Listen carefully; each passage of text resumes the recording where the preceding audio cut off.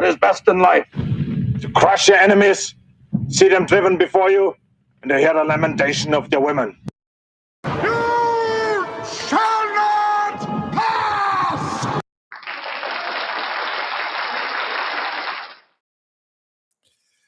All right. What is it? Friday night? Must be the Friday night Radio Baloney Live. I'm your host, Richie Baloney. How's everybody doing out there? Looks like we got Trudeau Survivor. It was hard surviving Trudeau, wasn't it? Hard. Spambot. We got amazing faces. We got Rosie. Good to see you guys. All right. So who got the first like? As everybody knows, we're streaming on Rumble, YouTube, X, and Locals right now. And if you get the first like on any of those or all of them, you get double good karma. Double good karma. You get good karma for every like, obviously, or becoming a channel member or subscribing to the channel, whatever. But when you like, you get good karma. And if you get the first like, you get double. It might not be double, though. It might be triple, quadruple, quintuple. I would do the 6 times one, but I don't know what that word is. So we can't go there yet. But at least, but it could be as high as quintuple good karma in these troubled times, people. Can you afford to turn your back on that? Who got the first like? Let's see. Trudeau Survivor got the first. Good for you, sir. Good for you. What are you going to do? The question is, what are you going to do with all that good karma? I guess you don't know. You won't know until it happens. Anyway, nice work. That's 5 for you. That's quintuple good karma for you. Spambot got third, so that is triple good karma, which is still, I mean, an amazing thing, a beautiful thing to experience.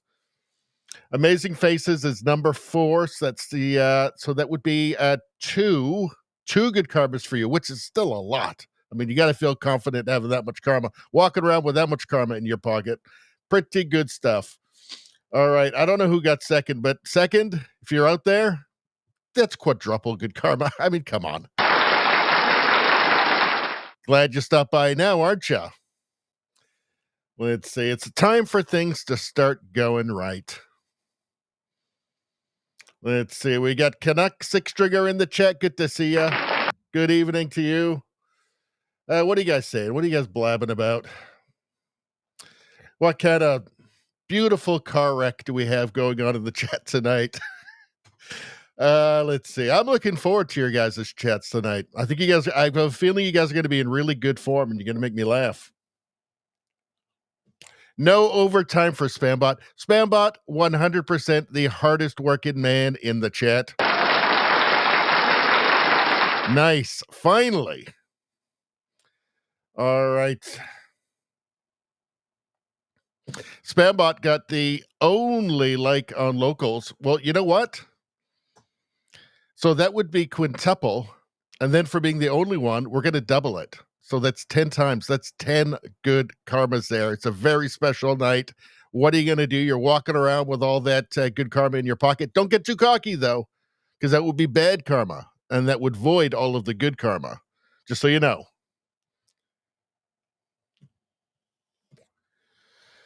Let's see. But my supporter setting expired, so can't comment there. Well, I was looking into the whole, because I wanted to know, okay, so does the member, if you become a channel member, does it allow you to watch the premium content on Rumble? And so I went down that, and you do it. So when you try to become a member, when you become a member on Rumble, it takes you to Locals, and then you do it through Locals, but then that gives you access to all of my content. So if you're a member, you can watch the premium only content. But that's through Locals. So so I'm confused as to what the hell's happening there. I don't know. Because you are still, I can see you're a member in the chat there, because your chat is highlighted there, which is the best way for it to be. Everybody knows that. Yeah, so anyway, I think it's settled. It's settled. If you're a channel member, if you become a channel member for $5 a month, which is the least you can do, really, for all of the work I put in hours and hours and hours. This is my entire life is just doing this. So I can see some of the good people in the chat are already. I think what happened was we were having people saying that they were members, but they couldn't see the premium content. And I believe what happened was, now, I know that Spambot gave away literally like 80 memberships. But what happens is when you're gifted one, it only lasts a month.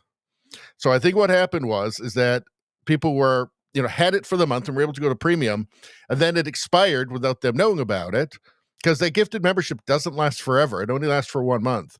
And then it expired, and then they said, well, I'm a member, but I couldn't see it, but they weren't really. It's very sad, actually. I cried when I thought about this, how tragic it was. But I think that's what was going on. So anyway, we need more channel members. So if you want to support the channel, become a member. Just become a member. We really need it. It's gone down a little bit because all of the gifted ones from not probably, let's just say the most beautiful person who's ever lived, Spambot, those gifted memberships he gave away have expired. So it's time for the universe to step in and just start doing it. Just get this done. Channel members, people, let's do it. Let's do it right now. I offer you nothing for that other than the premium content. Nothing else. Because literally it's the easiest thing I can do. And I'm telling you, every tiniest little bit of energy that I have already goes into what I'm doing. I've got nothing left to give people. I get nothing. Okay, I can barely keep up with what I'm doing now. So I got nothing. I just say, hey, are people good? Are people in the world? Do I want to believe that people are bad or people are good? Fundamentally bad or fundamentally good? I choose to believe that people are fundamentally good. And it's no secret that bad things happen to people who don't. Right? I mean, the universe doesn't like it. I mean, we don't know that, obviously, but I suspect it highly. So I don't know. Save yourselves, people. All right. Now what's happening? Now what are you guys talking about? Let's see. I got some other channel news before. Let's switch up the cooking channel before we continue. Let's see. That's always a nice one. But I think we haven't watched the sandwich making for a while. Oh, that was the bruschetta one. But we haven't watched the sandwich making show for a while. This is a really good show. All right. So we got some stuff to catch up on before we get started tonight. What did I say? I said, like the stream before it's too late for you. Become a channel member. Subscribe to the channel. What else? Okay, so listen to this. Okay, so I decided to switch things up on YouTube. Now, for those of you who are not on YouTube, none of this makes any difference. Okay, so it's only for people on YouTube.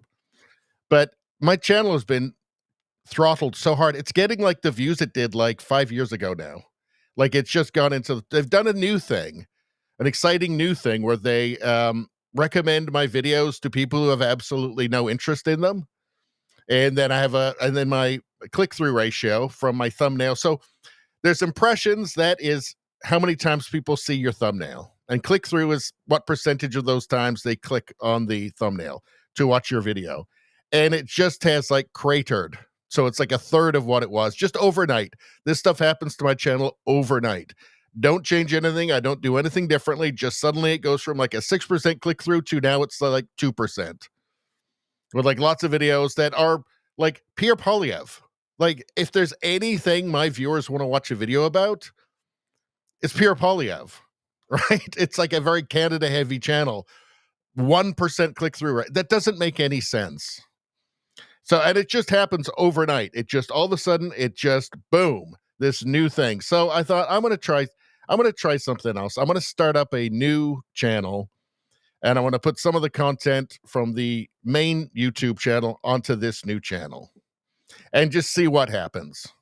And I created the new channel. It's called, well, let's go to it. Hold on. So this is only YouTube, people. For everybody else, don't worry about it. In fact, there's going to be more content coming through on Rumble and the other ones. So Radio Baloney News. This is the new one. It's off to a roaring start with 10 subscribers and 6 videos. Anybody watching on YouTube, go to Radio Baloney News and subscribe there. And because you're going to miss a bunch of content if you don't. There's only 6 videos up so far. But these are 6 videos that are not on the main channel. So I'm going to up my content amount so that I can populate this as well. I'm thinking this is going to be non-Canadian. It's going to be like some of the US content and then world stuff, and then just kind of random stuff that I just haven't been putting on the main channel. But all that stuff is going to go on to Rumble. Like everything is going on to my Rumble channel. There's no two Rumble channels. That just stays one, and I'm just going to put everything there. But on YouTube, there'll be this new one.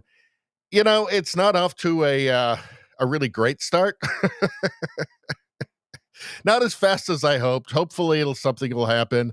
I think the problem might be just the content, like the subject matter. You know, I deal with subjects that other channels, most other channels don't. Right? I go after the gender stuff hard. I do. You know, how many channels do you see doing like a long video on the WPath files? Not many. Not many, and there's a reason for that. When you watch YouTube videos and you see that basically half the video is them speaking in code because there's all these words they can't say because the YouTube algorithm doesn't like it, right? They say pew-pews instead of guns, and then like I'll do it occasionally. I'll say like the R word, and then I feel bad because my audience isn't children. I'm not a child, right? We're not going to get triggered by these words. It's absolutely absurd and surreal that you'd have to use pretend words. You'd have to use other words. You wouldn't be able to just speak plainly on serious topics. You'd have to basically treat your audience as if they're children, and I don't like that. And I'm just never going to actually do that. So basically, I'm fucked. I'm fucked on YouTube. You know, Rumble's going along pretty good. You know, and I've got hopes for that for the future to grow substantially on Rumble. But YouTube, I mean, I'm not willing to pretend everybody's a child. So I think I might just be screwed. But in any case, yeah, we've got the second channel up now. So the original YouTube channel has 13,000 subscribers, although apparently none of them know that I make videos anymore. This one has started out. It's got 10 subscribers in the first couple of days. So everybody on YouTube, this doesn't affect anybody else, doesn't affect Rumble or anywhere else. But on YouTube, go and subscribe to the new Radio Baloney News channel. There's going to be tons of content and actually more varied stuff because there's a ton of stuff from the live streams that I don't clip because it just doesn't feel like it fits in the original one anymore. Like a lot of woke mind virus stuff, that kind of thing. That's all going to go here now, and I'm going to do tons of it. I'm probably going to up my video content by like 20 videos a month. And a lot of them will be shorter, 2-3 minute videos, more 4-minute long videos. So there we go. That's the new thing. And, well, we'll see how it goes. Whatever. I mean, look, YouTube is there to bring people over to Rumble. That's what it exists for, right? And I'll keep doing it. All right. So that said, let's get back to the chat, and then we are going to actually, first off, let's go through the menu, then we'll get back to the chat, and then we will go through these stories in detail. All right. First off, we're going to talk about Pam Bondi here is talking about human smuggling between Canada and the U.S., from Canada into the U.S. Canada has played innocent on all this border stuff, on the tariffs and everything. It's like, and it's a collaboration between the media and left-wing politicians to the point where Canadians, it seems like they don't think that Canada even had tariffs on any other country. Like, it's the first time Canada's ever heard of tariffs. We would never do such a thing, which is, of course, all ridiculous.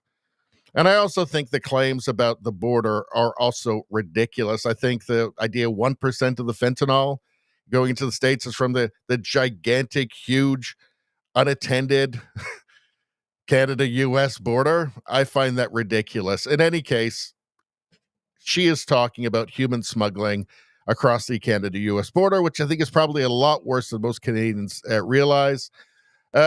So hold on. So here's Mark Carney. He is going to break the bank in Canada. We're going to talk about that. He's going to run up the national credit card to absurd levels. Let me see if I can get this a bit bigger. Hold on. Can I make that bigger? There we go. All right. He is going to, hold on. Hold on. Sorry, guys. Apparently, I can't make that bigger. Oh, well, whatever. Yeah, so he's going to rack up the national credit card, leave us all holding the bill for this. We're going to talk about him. We are going to talk about some new polls in Canada showing that the Liberal Party lead is disappearing fast. So that's interesting. We got Pierre. Of course, we've got the leader of the leader of the official opposition, Pierre Poilievre. We're going to talk about him. He's been he's, I guess, taking a victory lap over the fact that the EV mandate is now being paused. So officially, the insane EV mandate in Canada is being paused. It's not going anywhere. It's just paused for 2026. We'll talk about some of the reasons why it's not being canned, why it's just being paused, or reasons I suspect. We'll get into that, but I expect Pierre to take a victory lap over this, just as with the scrapping of the consumer carbon tax. We're going to go back to the UK police state, Airstrip 1, where they're arresting comedians. We've got some audio here of when he was arrested. So that's Graham Linehan, creator of Father Ted, Black Books, some other shows, very popular shows in the UK. Yeah, the UK is a mess. So we're going to talk about that. It's a police state, let's face it. Canada crime. We've got a funny video here I think you will enjoy about how to be hospitable when your house is invaded by criminals. And also this is the absolute state of Canada here. Police chief telling Canadians that the best thing to do is just comply. Just comply. Yeah, there's a bunch of horrific crimes across Canada that would lead you to believe, no, actually, you're probably a lot better off fighting for your life.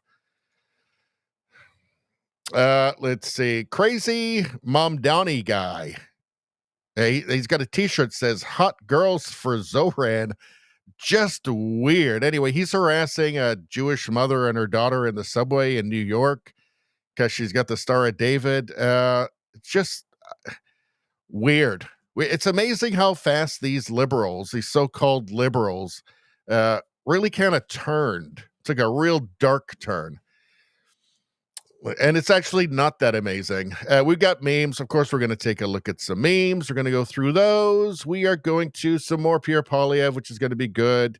I think his summer is coming for Pierre Poilievre, a political summer. Here's the NDP commie premier of British Columbia saying that he agrees with Pierre Poilievre that the temporary foreign workers program needs to end. Yeah, we're also going to get into that as well. Pierre is fully calling for that. I made a video about that I put out yesterday, by the way. You should watch it. It's a good one. We've got woke Canada stuff. You know the score on that. Canadian economy going terribly. We will talk about that. Mark Carney, China, we're going to talk about. We've got this is actually really good from Piers Morgan. This guy here just schools this woke lady down here on the whole trans thing. That's worth watching. That's worth hanging around 18 hours for. And then we've got the last one. The last tab, which is just a hodgepodge mix up stuff. We'll probably be there at probably be at this stuff in a few hours. It's got animals. I think there's a bit of comedy in there. It's all kinds of crazy stuff. There's some crazy corn house there. Not a fan, personally. Let me tell you. I got some things to say about that. Tons of stuff. Conor McGregor, is he going to be the president of Ireland? I hope so. I really hope so. Then he can do conflicts between countries could be resolved by hand-to-hand combat. And then all countries would have to have an MMA fighter or maybe a boxer, or kickboxer or something. And that's how you just, resolve issues from now on. I'd much prefer that, I think. I think I'm a fan of that. I don't know. Then, of course, we have the cooking shows for when we go to the chat. All right, everybody. Now what's happening? Now what are you doing? And let me remind everybody one more time, go to the new second Radio Baloney channel. It's called Radio Baloney News. This is only a YouTube thing. There's no second channel on Rumble or anywhere else. Everything will just go onto those channels. For this one, some of the stuff that would have gone onto Radio Baloney, the main channel is going to go onto here. And I actually expect to put quite a bit of content on here. I put 6 videos up the last couple of days. It's only 2 days old. Go over there, add to the subscriber count, and there's going to be tons of content and some kind of different stuff that I haven't been doing much of over the last year or so, like a lot of mind virus stuff and all that, and maybe funny stuff. So go subscribe to that and check it out. There's going to be tons on there. All right. And it totally helps me out and stuff. All right. So let's get back to the chat for a second. What the hell is going on? What is going on with the beautiful car crash that is the chat?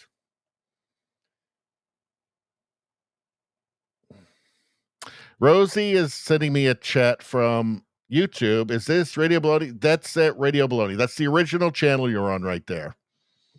This is not streaming on Radio Baloney News, and it never will be. So it'll always be streaming to the main channel, Radio Baloney. Rosie got like number 5. That means 1.5 good karmas for you. Spend it wisely. All right. Let's get through here. Let's get through this chat and then get started. I better have some rant juice, though. All right. Looks like we got a lot of the gang in here already.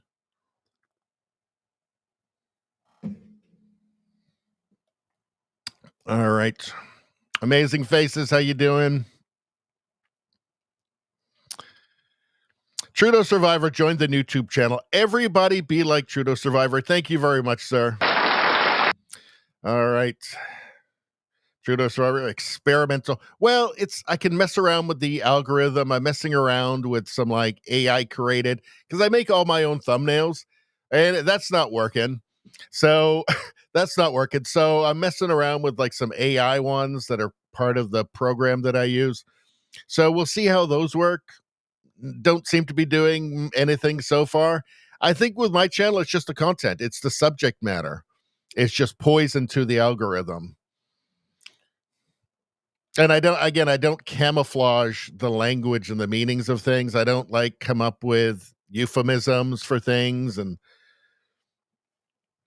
I don't say, pew pews, that sort of thing. Like, I just say it because we're not children, and I know it hurts me. I know it hurts my channel, but I just can't do it. It's just so stupid. You're not children. I'm not a child. We can talk about, serious issues without having to use code language for everything. It's so retarded.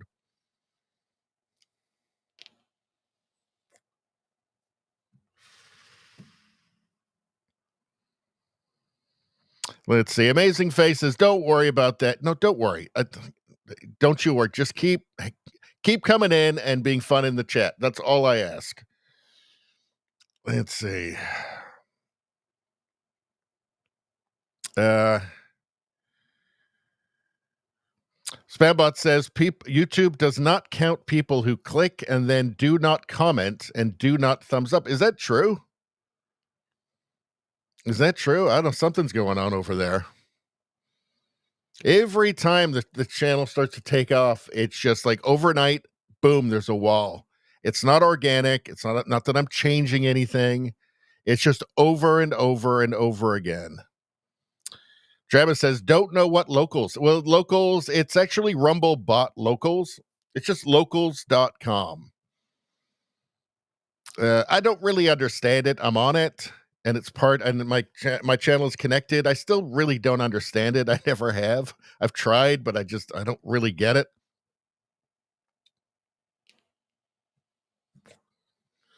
It requires interaction with the video to count the impression. Well, I don't know what's going on. Trudeau Survivor says, put boobs in the thumbnails.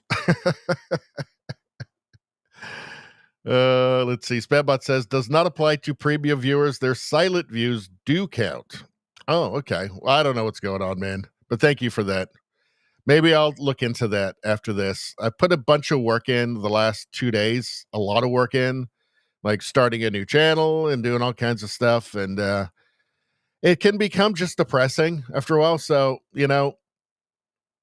I've done what I've done. We'll see how it works out. Trudeau, let's see.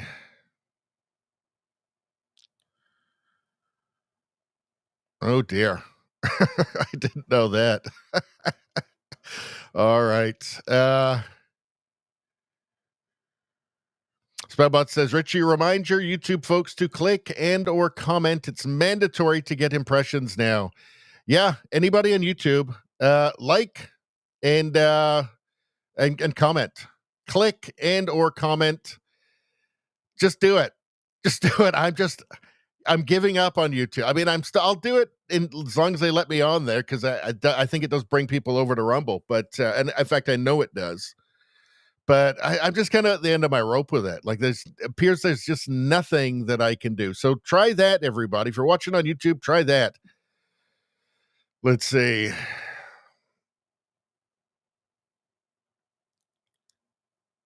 So they just won't give you impressions unless, they won't give me impressions unless you like and comment. So you guys got to do it. JDL, how you doing? Eighth like. Well, I think that equals out to, let me get my calculator out. That's at 1.17 good karmas for you. So that's a little extra. There we go. All right, let's get to the news. All right. So Brian Lilly posted this. He says, say what you will about fentanyl. The human smuggling across the Canada-U.S. border is bad. It goes both ways, but mostly south. Pam Bondi says she is deploying resources. So let's take a look at what Pam Bondi says here. Now, Canadians seem to have this unrealistic view of Canada's culpability in terms of, human smuggling, border issues, tariffs. The media, in collusion with left-wing politicians in Canada, seem to have convinced Canadians that, well, we didn't even know what tariffs were before Trump. As if Canada's just been so innocent. Canada never would have even imagined putting a tariff on another country. No, there's always been tariffs. Canada's had harsh tariffs. We've got the dairy cartel in Canada. No. I mean, as for this 1% of fentanyl going down to the United States, or 1% of the fentanyl going to the States coming through the northern border, I don't believe that for a second. We have a ginormous border that's not very well attended. So I'm not believing that for 3 seconds or 2 seconds or 1 second. Canada is not innocent in all of this. And it'd be more productive for us if we stop pretending. Let's hear what Pam Bondi has to say. We are now expanding Joint Task Force Alpha. It has 5 steps. The task force will now cover our northern border in Canada, of course, and all of our maritime borders. Our incredible partner again at DHS, Christy Nome, and I are expanding this to include our DEA, ATF, and FBI agents to this task force to give us even more manpower. We will receive more resources to prosecute these cases, and key figures in cartel, human trafficking, and transnational criminals. We are now expanding. So I thought I would just take a look here. How many people illegally crossed the U.S.-Canada border? In the U.S. fiscal year 2024, U.S. Customs and Border Protection recorded nearly 24,000 encounters with individuals attempting to cross the U.S.-Canada border illegally. These numbers show a sharp increase from previous years, with roughly 12,000 encounters in the fiscal year 2023 and far fewer in 2022.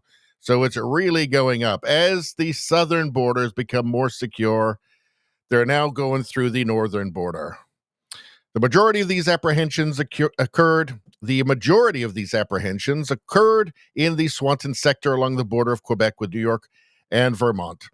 So the number is going up. As the southern border gets more secure, more people are trying to sneak in through the north. 24,000 from October 2023 to September 2024. How many of those people were gang members? How many of them are, foreign agents, let's just say, or terrorists, right? We know a handful of terrorists can create an enormous amount of damage, even start wars. So that's a serious matter. 24,000. There's a lot of trouble. There's a lot of trouble and crime that can come in a package of 24,000 people in a year. So it's really time for Canada to stop playing dumb, stop pretending to be innocent of all things, and we're just these naive babes in the woods. No, the U.S. has got a point, right? Has it been handled in the most productive way? No. And I've said this many times. The whole tariff thing it's been completely counterproductive the way that this has been handled with the 51st state stuff. But let's not play dumb in Canada, because that in itself is counterproductive. Let's own up to it, own up to our part, right? Not only with border security, but with trade and tariffs as well. And, protecting our market as well. And protecting our markets as well. We're also guilty of this. In fact, every country is and has been forever. So maybe our leaders maybe Mark Carney can start acting like the guy he told us. Maybe Mark Carney can start acting like the guy he told us he was. The guy who knows how the world works and is this brilliant deal maker. I say maybe he can, but he can't. I mean, we know at this point, we realize he's not going to get it done, but maybe he can just shut up. I don't know. Maybe that's the best we can hope for until we can get him out and get Pierre Poilievre in, but we'll have to see. All right. First story down. Story number 1. Done. And actually, because I got so many tabs, because we got so much news to cover tonight, we'll get rid of those tabs and it'll make it easier. All right. And don't forget to go, YouTube people. This is only for YouTube. It doesn't apply anywhere else. Go to the second channel. I should have called it Radio Baloney Extras. There's going to be tons of content on there. It's going to be super fun. You're going to love it. Love it. You're going to have such a good time. And Karma, come on. You got no, barely any competition. Get in now while it's hot.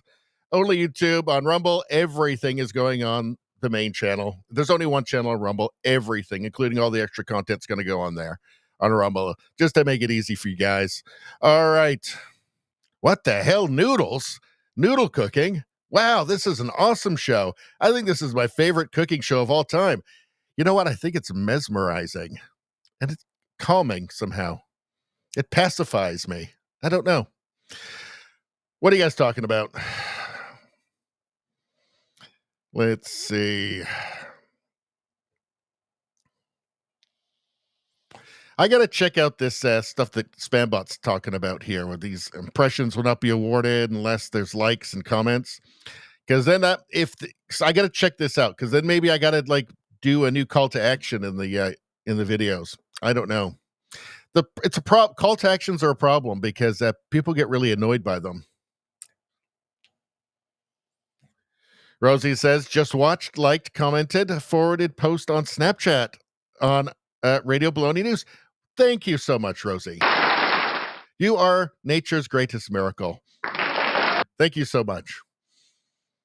Rosie's always there for me. There for the whole chat, in fact. Let's see. All right. We've got some emoji things, a dog thing, a Doge dog. And, I wonder, what do you guys think about Dogecoin? I've got some of that. And it's actually gone up in value since I bought it. But I don't have a huge amount. But, Elon Musk is planning this Everything app for X, and it's going to be a crypto wallet. I asked Grok about it, and he said, yeah. And that he's going to, Doge is going to be, I don't know, some big part of that. Because Elon Musk loves Doge, right? So that could really shoot up. This is not financial advice. Also, good news for everybody. This year, there's going to be a crypto wallet for me on Rumble for creators. And I guess for you guys too. You guys can do crypto stuff on Rumble as well. I'm not sure how it all works. I'm kind of a Luddite with this stuff, but that's going to be cool. That's coming this year to do with this partnership with Tether that they have. So that's something to keep your eyes out for.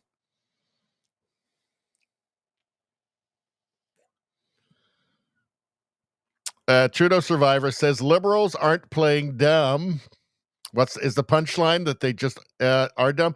Spambot says liberals can't pretend to be dumb idiots because they are stupid idiots. Oh, the truth. The truth feels so good.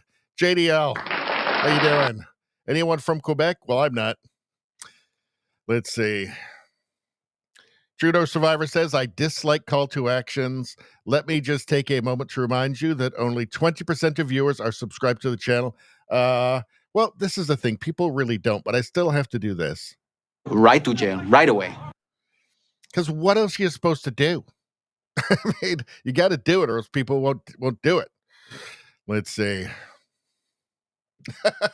Rosie says, be right back. Informing my husband now. Nature's miracle. It's nature's greatest miracle. Greatest miracle. All right. So let's get on with the news then, shall we? Let's just do this. So Mark Carney. Mark Carney announces Liberal government will go on a $5 billion spending spree to revive the economy. Canada's deficit is about to get much bigger than we expected. Well, shall we hear him talk about this? His gibberish. I've been saying all along, and this was posted, I guess, by Mr. Sunshine Baby. But I've been saying all along since the election that his goal is to extract every penny out of Canada and max out the national credit card to throw into the green boondoggles, the carbon capture, windmill, whatever, boondoggles, all companies that he's connected to in some way, and use Canada as his net zero laboratory. Let's hear him talk. Let's hear him lie. The second major initiative that we're announcing today is a new $5 billion strategic response fund to help Canadian businesses adapt, diversify, and build that new economy. Where is all this money going to come from? Well, we know where. He's going to max out the national credit card. Let's see. Here's Canada's national debt. Here, when did Trudeau get in? So this is the start of the Liberal regime, the decade-long Liberal era, right here. Now, that's not zero. The bottom here isn't zero. That's $800 billion national debt. Now it's up at, well, as of 2024, 1.5 trillion. That's a trillion with a T. So that's almost doubled. And that now with this year, with Carney's deficit, which is projected to be which is projected by the parliamentary budget officer to be 92 billion. Yeah, it'll be double. It will be double, fully double what it was when Trudeau got in. Now, this is a problem because we're already spending $1 billion a week just servicing the interest on the national debt in Canada. Okay, that is more than the provinces get in transfers, healthcare transfers. So we're spending more on just the interest on the national debt. That's crazy. That's crazy. We know that Mark Carney, the parliamentary budget officer says that he's expecting a $92 billion deficit.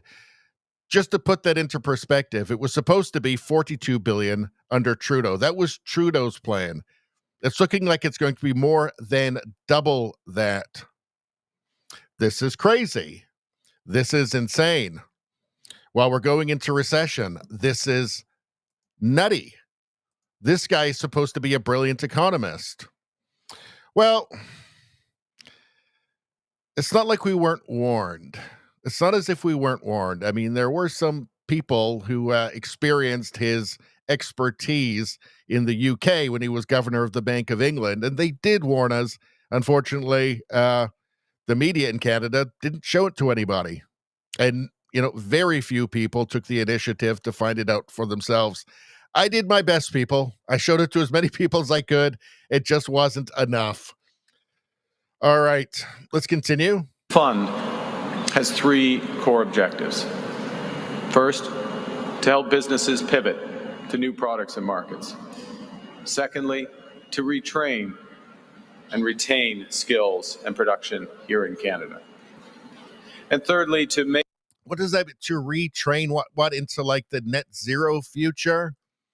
What does this mean? our businesses globally competitive.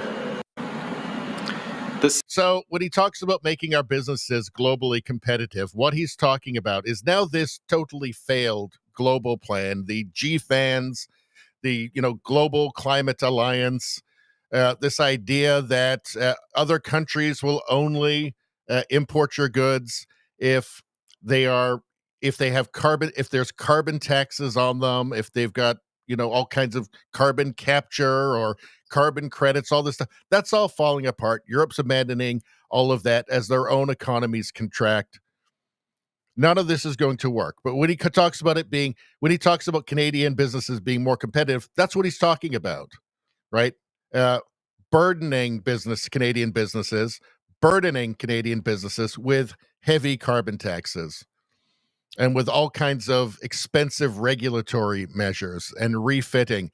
That's what he's talking about. It's a fantasy. It's not real. It's going to crush Canadian businesses.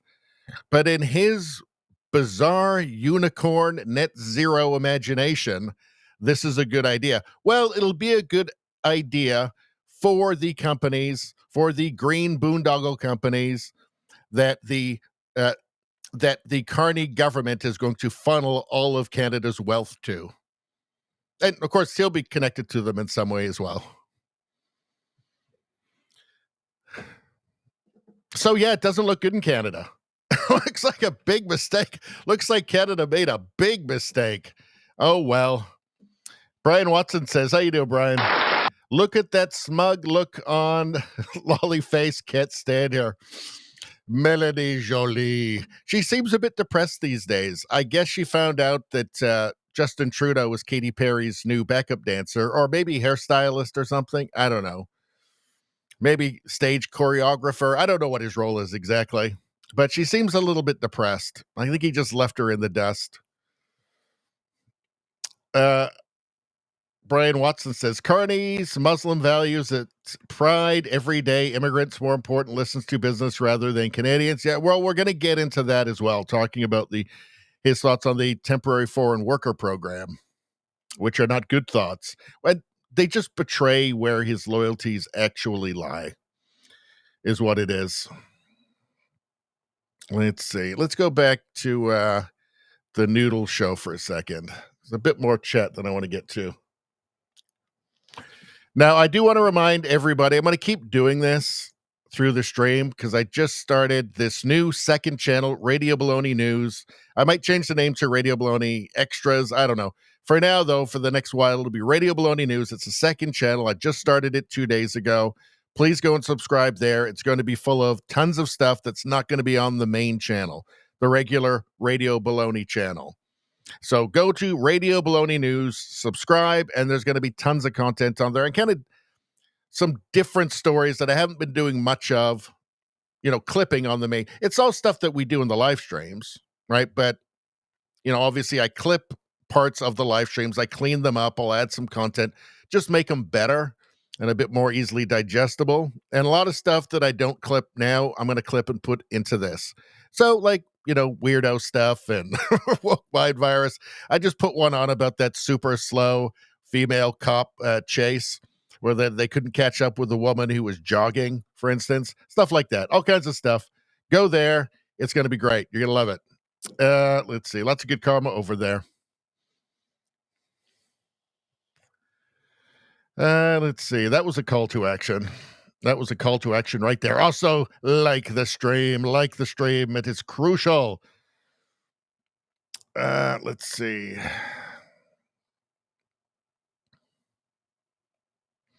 Trudeau Survivor says, I watched the full Carney speech. The comment section was full of comments like, quote, I'm so proud Mark Carney is my PM. I can only hope that most of those comments are from bots. Like 99% are probably from, they just come out of some warehouse in Beijing where there's like, 100 Chinese guys and they've got like 100 phones in front of them and they're just doing this all the time.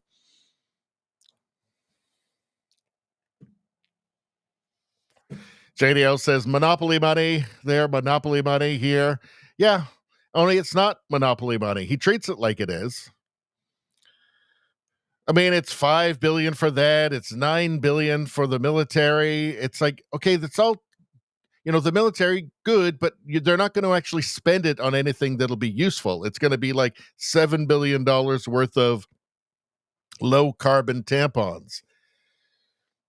And just with the debt crisis that we've got right now, it's a problem. Trudeau Survivor says $5 billion will evaporate in the blink of an eye. They wasted $500 million on the failed Northvolt battery plant. Yeah, that's gone. That's bankrupt now. So how many are left? Is there any, is there, I think there's a couple of the EV plants that are still left. That's it. That was a $50 billion waste. But the $5 billion, so Mark Carney is in actuality a bureaucrat. That's what he is. He's not a leader. He's proving he's not a leader. He's not cut from the right cloth to be a national leader, right? He's a bureaucrat. He's really a career bureaucrat. So what he's going to do is take an enormous amount of that $5 billion and set up a new bureaucracy. Already the public sector has grown, I think, 8% under Carney. Because, of course, he's a bureaucrat. He's going to do bureaucracy. JDL says Radio Baloney Delhi. That's a good name for a channel. Trudeau Survivor, Radio Baloney Uncensored. Radio Baloney Explicit. Well, I'm not sure. I mean, uncensored, I guess. But it's not really totally uncensored. Because I don't say, fuck in there. I don't say things like, You lousy corksuckers. I don't say that stuff. So maybe not uncensored. How about Radio Baloney? Fuck you. That might be a good one. All right. I'll probably get as many views that way as I would anyway. So I don't know. Let me see if any of you guys subscribe to the new channel. Well, I can shame you guys if you didn't. Well, there we go. We got a couple since we started. A couple. I know Rosie's one of them. Whoever the other one is, thank you very much. All right.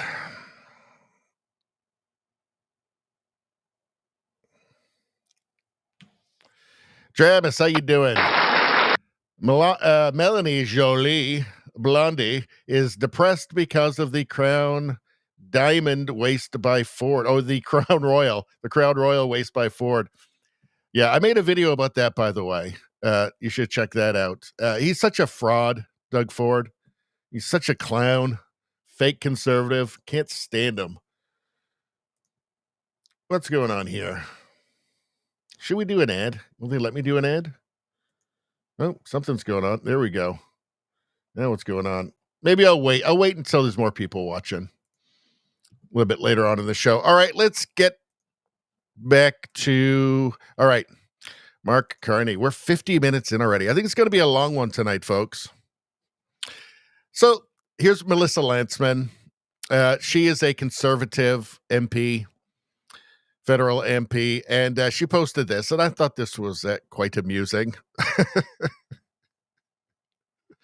All right, the convo. So here she's talking about Mark Carney informing eco-fanatic, eco-terrorist Guilbeault about the demise, the pausing of the EV mandate.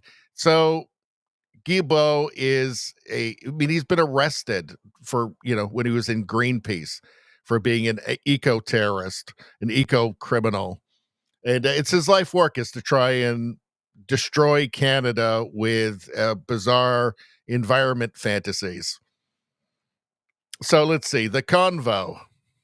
I'm pausing everything you staked your career on, and I'm going to tell people I'm building a pipeline. Cool. All right, let's take a look. Just Lise, you can actually. Hold on. Now you listen to me. I don't like you. I never liked you. And the only reason I gave you that stupid Valentine is because nobody else would. Watch this, Lise. You can actually pinpoint the second when his heart rips in half. And now.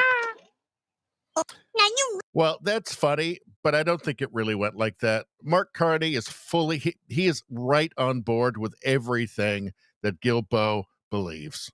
So, no. So this is all just politics. Right here, it's explaining to him, well, we're just going to pause it for next year, but we might even still bring it in. And really, it's just, we're going down in the polls a bit. So the people are stupid. Liberal voters are idiots. So we'll just tell them something that maybe will help us for a little bit. But no, we're definitely doing it. Mark Carney is every bit the eco-fanatic that Guilbeault is, that Stephen Guilbeault is. All right? They're the same person. Just one is a bit more boring. That's it. And has more power. But no, they're the same person. So he's just explaining to him, no, all this stuff is going ahead. We're still going to ruin Canada. We're still going to bankrupt the country. Just, we got to play it cool for a little bit until we can figure out a new slogan. Elbows up is worn out now, so we need a new one. Maybe asses up. I think we'll go with asses up for the next one. All right.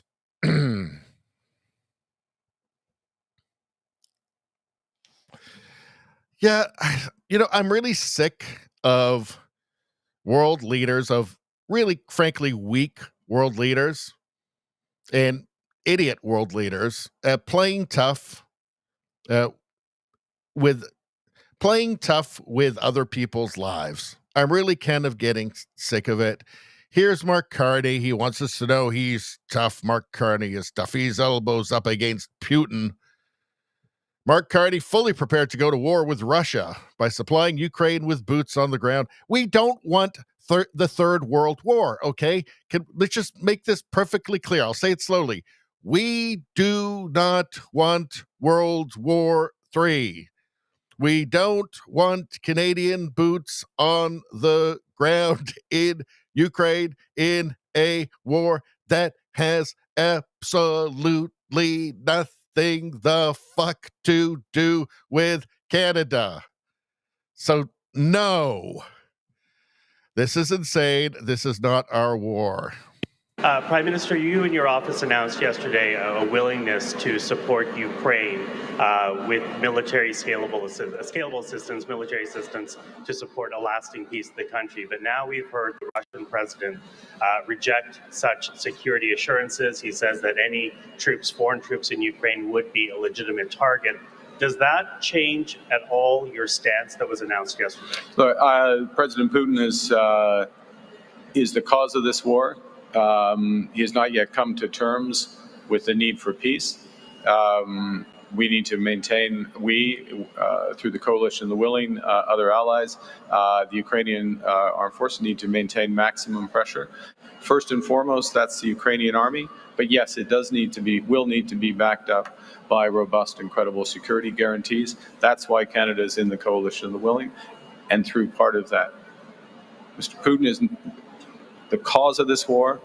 He's the reason for the killing. He is not going to dictate the terms of the peace.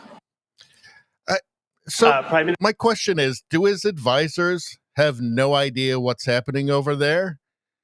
Or do they know, and they're telling him what's real, and then he's pretending to not know what's real? What's real is Russia is winning, and it's going to win. Okay, it's an attritional war. Ukraine is running out of men. It's running out of material. It's running out of everything. And NATO cannot supply them with what they need, even if they had the men to use the weapons in the first place. Russia's not running out of men. Russia is not running out of weapons, shells, all of it.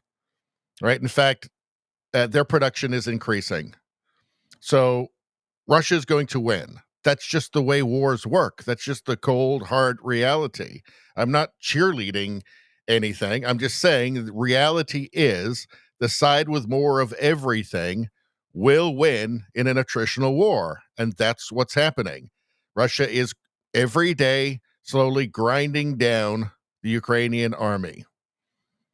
That's just real, right?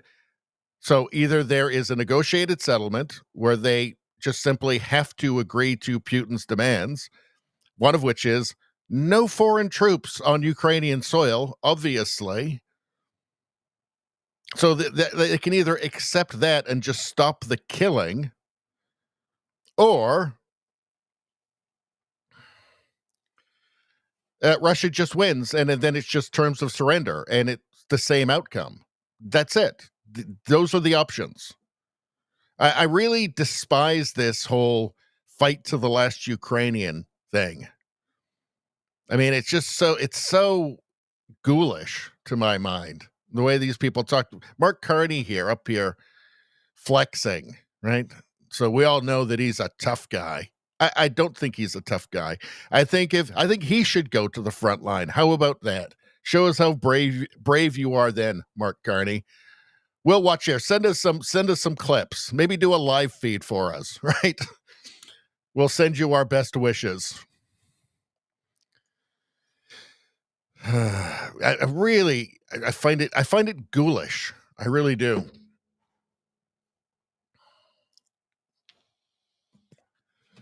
What's this here? So maybe we'll save this for when we actually, let's watch this. So Pierre Poilievre posted this, and Pierre Poilievre is calling for an end to Canada's temporary foreign workers program.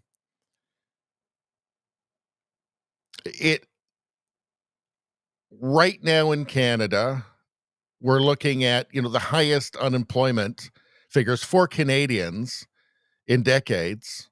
This is because of the temporary foreign worker program being abused. It was never supposed to be for every fast food restaurant, every Tim Hortons, every single job.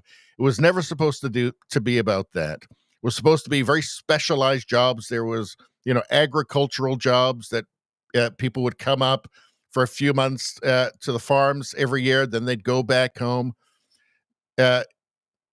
It was I think when Trudeau took over, it was about 70,000 people. Now we've got 1.8 million in the country. And keep in mind, Canada's population is, about a tenth of the United States. So 1.8 million now. Carney said that there would be 85,000 total for the year. He's already done 110,000. And that's not including all of them. That's not including the students that also have work visas as well. So it's a disaster. He's not decreasing it. He's actually increasing it. But what did he say in 2013 when he was head of the Bank of Canada? One doesn't want an over-reliance, certainly on temporary foreign workers for lower-skilled jobs, which prevent the wage adjustment mechanism from both improving, making sure that Canadians are paid higher wages, but also that the firms improve their productivity as is necessary. So we don't want to mask it, and as the government's review and as the intent of the review to ensure that this is used for transition for those higher-skilled gaps that do exist and can hold our economies. Part of what we will be discussing, how well the temporary foreign worker program is working and how our overall immigration system is working. When I talk to businesses around the country, particularly in Quebec, but elsewhere across the country, their number one issue is tariffs, and their number two issue is access to temporary foreign workers. What changed? Well, I guess he joined. One doesn't want an over-reliance. I guess he joined the Century Initiative, wanting to bring up the population of Canada to 100 million people. But it was, every Canadian knows. Like when you say Sing Hortons, everybody knows what that means. It means that everybody working at Tim Hortons now is from India. And I also have to mention that these people have been offered that they will become permanent residents through these temporary work visas. So we're getting flooded. There's corruption. There's people paying for the paperwork up to $40,000.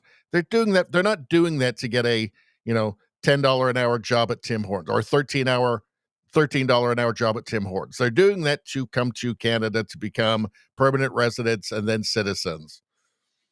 That's what's happening. We have 1.8 million in Canada right now. And how we're going to get them all to leave, I have no idea. I don't think the government has any idea, and I don't think the government even wants them to. I think the government wants to convert them into voters who will vote for them. So it's all insane. Now, maybe we should just get to that right now, actually. Hold on. Where is it? Hold on. I've got a whole thing set up for that. Here we go. Okay. So, Pierre Poilievre is demanding an end to the temporary foreign workers program right now. And it's not a moment too soon. Let's hear what he has to say here. Because it is now just ridiculous, right? You got every fast food place, every Tim Hortons, every gas station, everywhere you go, it's foreigners now working. You've got young Canadians who are putting out hundreds of resumes and can't get a call back. Right? It's broken. The system is broken right now, and Canadians, particularly young Canadians, are being absolutely betrayed by this government, who are gaslighting them on it, by the way. Even the CBC hired 20 temporary foreign workers, if you can believe it. They're just following the rules the Liberals gave them. But ultimately, our kids who live in this country need those jobs. And that is why Conservatives announced today that we're calling for the total abolition, the end of the temporary foreign worker. You're here! They're just following. Yeah. I could see starting up something more along the original purpose of it, which was for specialized jobs, where you really couldn't find anybody to do it. But that's not what's happening. Now it's just like every job. And it's done because it suppresses wages. And these people are more compliant. And, because if their path to being a Canadian permanent resident relies on this job, well, they're not going to be asking for raises. They're not going to be complaining, are they? And plus, also, because of that power that the employers have over them, many of them,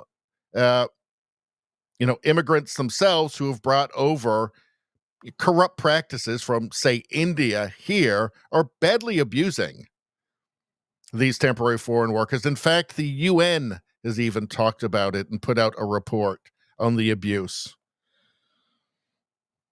Here's Pierre again.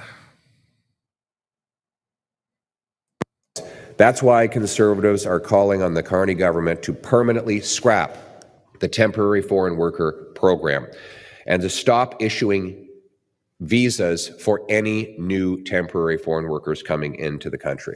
Under this proposal, existing permits would be wound down until the program is entirely eliminated. Canadian jobs will go to Canadian workers first. It's time that Mr. Carney took the job seriously of repairing the damage that his party has done. Unfortunately, the immigration minister who destroyed the program and caused this mess is now Mark Carney's justice minister. You can believe it. He's now gone from creating a housing crisis as housing minister, an immigration crisis as immigration minister, to creating a crime crisis as justice minister. It's the same Liberal team with the same Liberal results, just a different face who's even worse than the last one. July's employment data has confirmed that what Mr. Carney's economy is doing to our youth. 14.6% unemployment, 1.6 million Canadians unemployed. According to CIBC, that the levels of employment are normally what you would see in a, quote, a recessionary period. Yet the Liberals are still bringing in the workers from abroad to take jobs from people here at home, and they are driving down wages. Nearly 3/4 of the temporary foreign workers in Canada do jobs that pay below average wages, which means that they are ultimately taking jobs from the people in Canada that need them most. These workers should not be demonized. They are being taken advantage of. Nor do we have a problem with immigrants who come here to build a family and start a life, pay their taxes, follow the rules, and integrate into the Canadian way of life. That should be the goal. But that is entirely different from what the Liberals are doing. Mark Carney is a self-described global elite, and he and his global elite friends believe in mass immigration that gives more power to corporate elites like him and less wages to the Canadian people. That's why the levels of employment. And keep in mind, even if Carney did just end the program right now, there's still 1.8 million in Canada. Okay, so after their work visas expire, some will go home. A lot will just clog up the immigration courts. A lot will just clog up the immigration courts with appeals. The ones who came over on fraudulent applications and are just gangsters, they're not going to go anywhere. They're going to hang around. How many are going to just try and sneak over the border to the United States? We're going to have a real problem with the U.S. then, a serious problem, because a lot of them are going to do that. So the whole thing is a gigantic mess that's going to take actually years to clean up.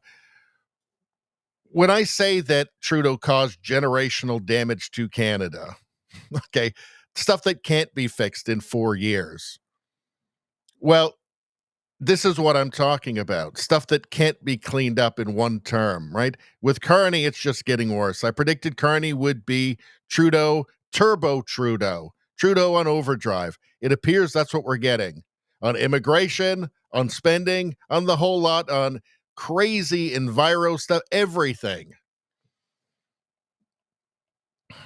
And it's not an atom less woke either. Not an atom less. How about this here? Let's hear Pierre talk about this again. So Pierre Poilievre blasts PM Mark Carney's defense of the temporary foreign worker program. So we've already seen Mark Carney defend it and how, business leaders are demanding more temporary foreign workers to screw over Canadians for their own benefit. Let's hear what Pierre Poilievre has to say. And yesterday, he made an appalling comment. He was asked about my proposal to get rid of the temporary foreign worker program. And what did he say? He said, he's talked to business lobbyists, corporate lobbyists, and they assure him they would like to continue to bring in low-wage labor from poor countries. Of course they would, Mr. Carney. Of course they want your corporate lobbyist friends and your other elites want to stuff their pockets by shutting hardworking Canadians out of jobs and giving those jobs to temporary foreign workers. You are not supposed to be working for corporate lobbyists. You're supposed to be working for Canadian workers. And that is why we will be pushing extra hard this fall, to put an end to the temporary foreign worker program. So we have Canadian jobs for Canadian workers. And yesterday. Yes, please, please, please. Now, maybe it'll happen. Carney's been stealing, shamelessly stealing Pierre Poilievre's ideas and then taking credit for them. Like he didn't exactly scrap the consumer carbon tax. He just brought it down to zero. It's still there, and I still expect it to go back up again. Meanwhile, he brought in another carbon tax through the back door, which just adds all of the savings at the pump right back on again anyway. In terms of the EV mandate, which the Conservatives and Pierre Poilievre have been demanding be scrapped, the insane plan to try and get all Canadians driving zero-emission vehicles by 2035, with a mandate for 20% of vehicles sold in the country being zero-emission vehicles next year. Currently, it's at 8%. Hey, Canada's a big, giant frozen wasteland for much of the year. You know, those places that the electric cars don't actually work that well in, or very well at all. So, but he hasn't scrapped it. Carney hasn't scrapped it, right? He's just paused it for 2026. 2026. I'm sure. I mean, this is like, I'm sure. Yeah, for Mark Carney, something like a centrally planned zero emission vehicle mandate. I mean, that's like a wet dream for him, right? That's like a dream. He lies awake at night dreaming of that, of controlling what kind of vehicle every single person in the country can drive. So that's gotta hurt him. You know, that's not going all the way away.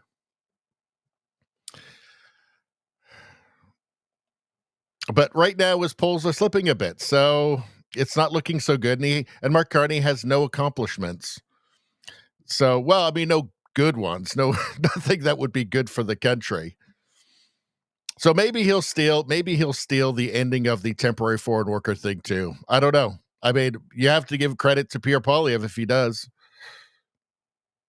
How about this? Pierre Poilievre blasts Tim Hortons for abusing the temporary foreign workers program and not hiring Canadians anymore. Yes, more of this. Finally, somebody being forthright and honest with the public on this. Yes, the CBC is going to call him racist. Yes, I showed a clip in the video I made about this yesterday where there was the liberal former Trudeau government staffer saying it's racist. Oh, it's just racist, right? But so what? They're going to say that anyway about anything because it's all they got. People today form what I call generation screwed. Let's look at the situation for this generation. It is the first generation that cannot afford a home in Canadian history. And now, the double gut punch. They have the highest or the worst employment numbers of any group of young people since the late 1990s. So you can't get a job. And even if you did have a job, you can never buy a home after 10 years of Liberal government. Tim Hortons has hired an unimaginable 1,131% more temporary foreign workers in the last 4 years.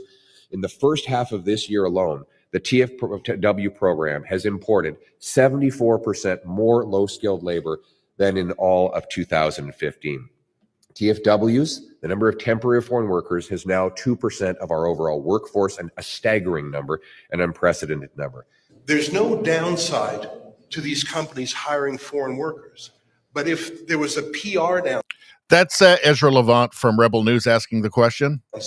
If patriotic Canadians said, this is enough. I notice in the UK, there's a lot of people waving British and English flags. It's their response to immigration crises.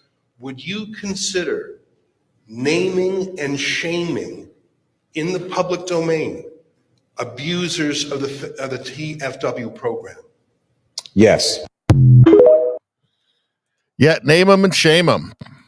Of course they're going to lie, of course. I mean, what do we got up here? I had something up here. Hold on. Where is it? From Alex Zoltan. Tim Hortons says that less than 5% of its workers are hired through the temporary foreign worker program. Do you believe them? Well, it sure doesn't look like that if you go into literally any Tim Hortons in Canada anywhere, even in like small towns. What are people saying under this? What are people saying underneath this? Let's see in the comments. Let's see. Either they are lying or they are practicing preferential and exclusionary hiring practices because the fact that all their employees are East Indian is neither statistically possible nor demographically accurate. Well, the fact is that the Canadian government backs preferential loans for immigrants to buy Canadian businesses. And that's why where pretty much anywhere you are in Canada now, like half the businesses are owned by people from India now. And yeah, it does appear that they are practicing preferential and exclusionary hiring practices because you don't see many, old stock Canadians, and most of the time you don't see any. I mean, this is right there in front of everybody's eyes. Just go into a McDonald's, go into a Tim Hortons, all those jobs that young Canadians used to get, no more.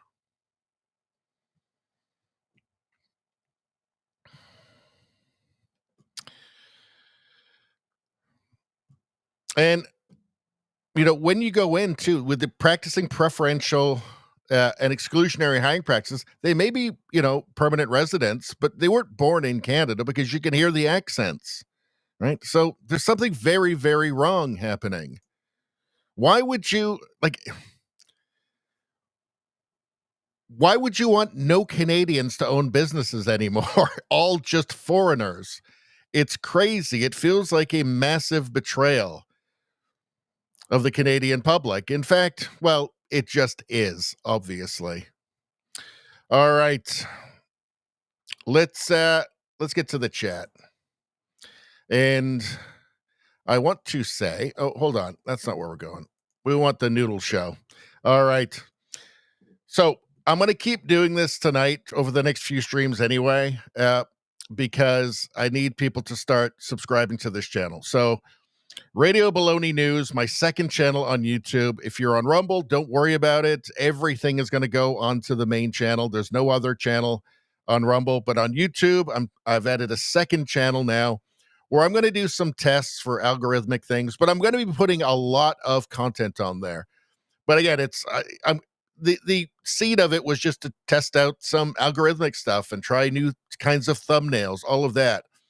But a ton of content that you're not going to get on the main channel, the original channel, is going to be on this one, Radio Baloney News.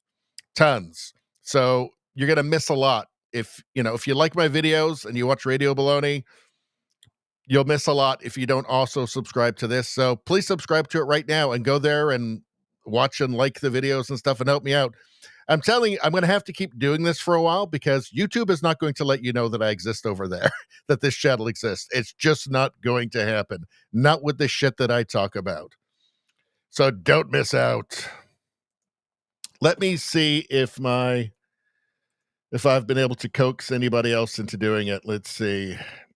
Well, we've got a couple over the course of the stream who've gone over there. So just more people do it. Join me on that channel.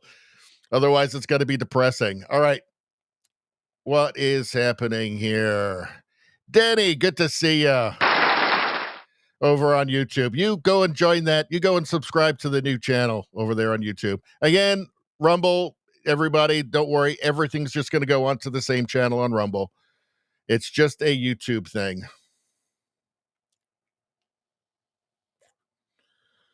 Let's see. Judo Survivor says, Carney likes pouring gasoline on fires. Russia, Palestine, trade deals. Yeah, I guess he likes to look prime ministerial. And like more than just a net zero bureaucrat, which is all that he actually is.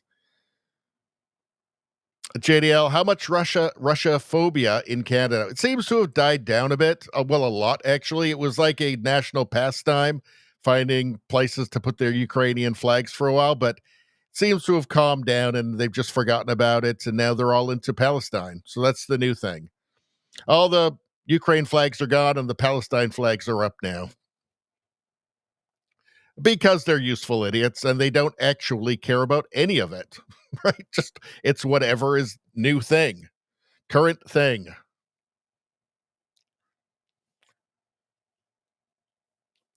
Amazing Faces says, and now POS Eby, David Eby, the premier of British Columbia, who everything I have ever heard from him portrays nothing but just like race, gender, communism. But amazingly, he's come out and agreed with Pierre Poilievre on getting rid of the temporary foreign worker program. He says it's not working. And actually, I've got him talking about that. Let's go back there again. Let's find him talking about it. Where is it? I know I have him in here somewhere. Hold on. That's one we forgot about. Let's see. Oh, where is he? Canada. Oh, here we go. All right. So this is Premier Eby of BC. And this is the last thing I would have expected from him. He's as woke as woke. He's maybe one of the wokest people in Canada. Maybe he never really was. Maybe it was just cynical political posturing because BC. Maybe he's trying to redefine himself as the province becomes more conservative, as the province, more and more people in the province find that line where they can't afford just the kind of boutiques, race communism anymore. Let's take a look. What exactly you mean by that? Are we talking about a severe restriction of numbers? Are we talking about a complete shutdown of the program? Can you be more specific as to your exact ask for the federal government? Thank you. Yeah. Well, as we face these economic headwinds, there should be one priority for government. It is making sure that Canadians are protected and looked after, and in particular, that young people have a strong economic future in our country. The temporary foreign worker program is not working. It should be canceled or significantly reformed. Here in Surrey, we see the sale of temporary labor market assessments, temporary foreign worker labor market assessments. Here in British Columbia, we see unacceptably high level of unemployment among young people, which has been linked both to the international student visa program as well as the temporary foreign worker program. It's time for a serious and adult conversation about addressing these immigration issues in our province and in the country. We can't have an immigration system that fills up our homeless shelters and our food banks. We can't have an immigration system that outpaces our ability to build schools and housing. We can't have an immigration system that fills up homeless shelters and food banks. So what's happening here is he gave the people of BC who voted for him exactly what they wanted: radical leftism. And now a lot of them are saying, oh, I'm not sure how much I like this radical leftism that I've voted for in every single election. So now we're starting to see a little bit of a change. Maybe he's not actually as much of an ideologue as I thought. And there's been a lot more cynicism, actual cynicism. Just like, oh, people want crazy, I'll give them crazy. Right? Maybe he's almost kind of relieved at this point that he doesn't have to keep doing crazy stuff, passing crazy legislation anymore and intentionally turning the province into a madhouse, a far-left radical madhouse. Maybe he feels kind of relieved. I don't know. It'll be interesting to see where this goes, though. See if he reconsiders anything else. Like, I don't know, like people smoking crack in the hospital. Maybe it's time to reconsider that. I don't know where it goes. But it can't be bad. All right. Let's get back to the chat for a second. Hold on.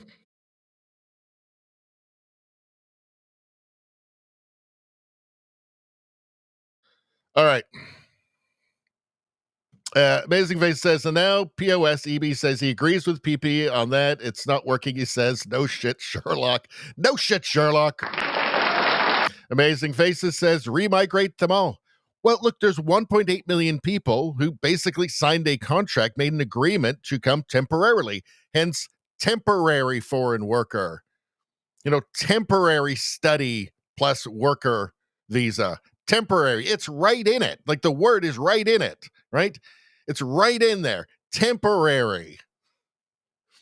So they're supposed to leave in the first place. It's going to take a long time to get them all out, though. A long time. Spambot says, see, this is what I'm talking about. Every Tim Hortons I have visited in the last month have only East Indian staff. Yes, exactly. It's not just me, right? It's Spambot too. It's everybody knows this. I don't go to Tim Hortons anymore.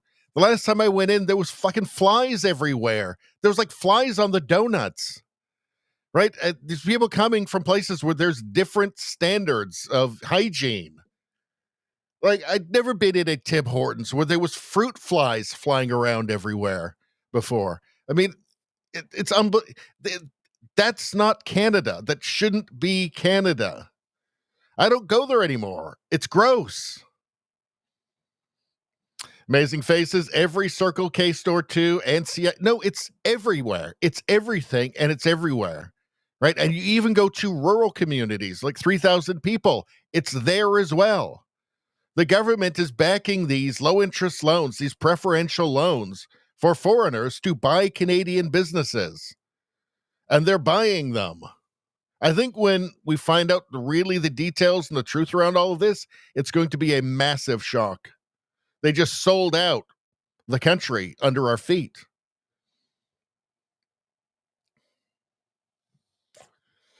Rosie says if they are not foreign temporary visa, maybe they are illegal aliens. Well, the second that visa runs out, they're illegal.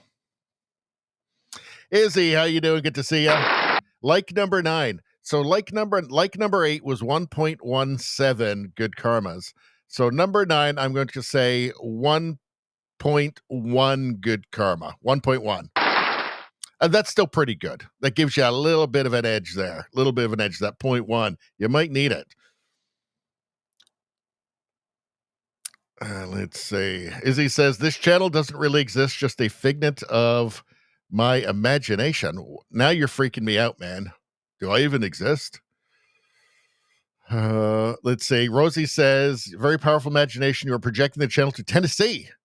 Seems so real for me. Good job. Am I even real? I don't want to get into weird existential flights of fancy now. I'm going to freak out, okay? Some of that acid is going to release from my fat cells. It's been sitting in there for 20 years. God damn it. Don't do acid, by the way. It's not fun. I don't care what John Lennon said. Let's see. Trudeau Survivor. That's cheeky. I can't read this. Well, you think honestly, you think I'm going to read EB looks like he enjoys getting a prostate exam? Come on.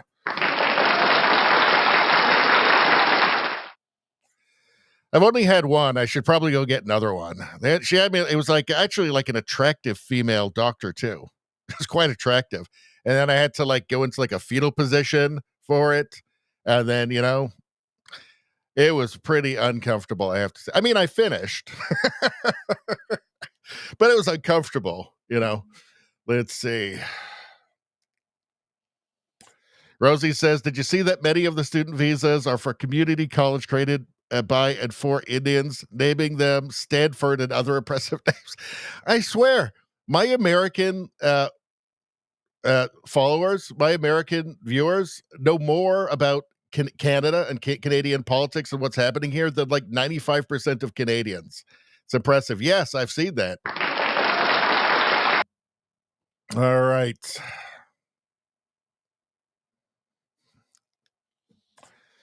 Spambot says, I never go through the drive-through anymore. I walk in if I only... Well, this is the thing. I mean, it's just the whole country is changing in front of you, right? Just without your permission.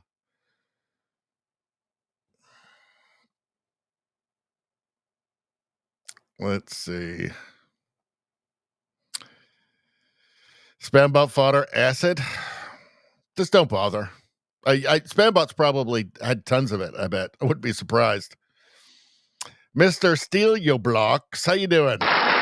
EB loves colonoscopies. Well, I don't know. I haven't asked him. I assume some people do. Let's see. I didn't like it. It was very uncomfortable.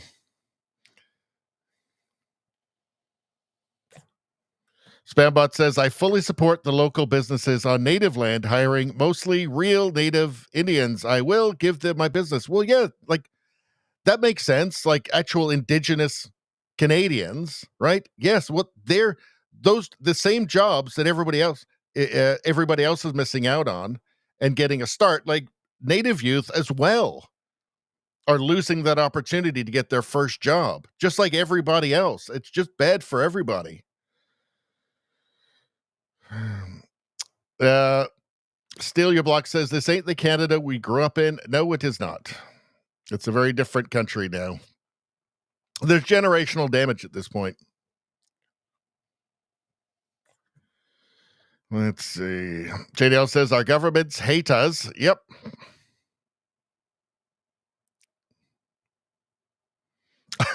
Rosie says, wow, tonight I am impressive and nature's greatest miracle. Not one, damn it, Rosie. Well, the night is young. The night is young, Rosie. All right. Spambot says, I have done acid exactly once. It allowed me to understand jealousy. Do you know what? I did it probably 10 times or something, and it wasn't always bad. It was never super fun, but there was something, I had some major breakthrough, and I can't remember what it was anymore. Maybe it wasn't that important. It's possible. But I remember at the time thinking, wow, I've really done it. I've solved something important. One of the universe's mysteries. I can't remember what it was now. I can't remember what it was now, but I remember having that feeling. All right, one more time. Okay, I'm just going to keep doing this. We're going to keep it short, but I have to do this because YouTube will never let anybody know. New channel. So there's Radio Baloney, the main channel. Now there's a new one, Radio Baloney News, second channel. A bunch of content's going to go on there. I'm going to use it to try out new thumbnails and algorithmic things. But a ton of content that is not going to be on the main channel is going to go to this one now, Radio Baloney News. Again, I have to do this because YouTube is never going to show you this channel, not with the stuff that I talk about. So I'm going to have to ask you, if you're already watching Radio Baloney, go and subscribe to this one as well, or you're going to miss out on a bunch of the content. All right, I'm not going to do too much of that. Everybody subscribe everywhere immediately, by the way. Let's see. And like the streams. Like the streams. It's so important. It's so important. And get that good karma, everybody. Let's see. Let's recap. So here's Sandra Cobb. Let's recap Mark Carney's first 100 days in 90 seconds. It shouldn't really take 90 seconds, actually. He's accomplished nothing. Well, nothing good. He's accomplished nothing of value. But let's take a look. Today is day 100 since the election. So I think it's time to ask the question, what has Prime Minister Mark Carney done so far? Well, he took no action on repealing the laws that are strangling our natural resource industry. He watered down a GST cut on new homes by limiting it to just first-time buyers. And he let crime and chaos continue to fester on our streets with no serious plan.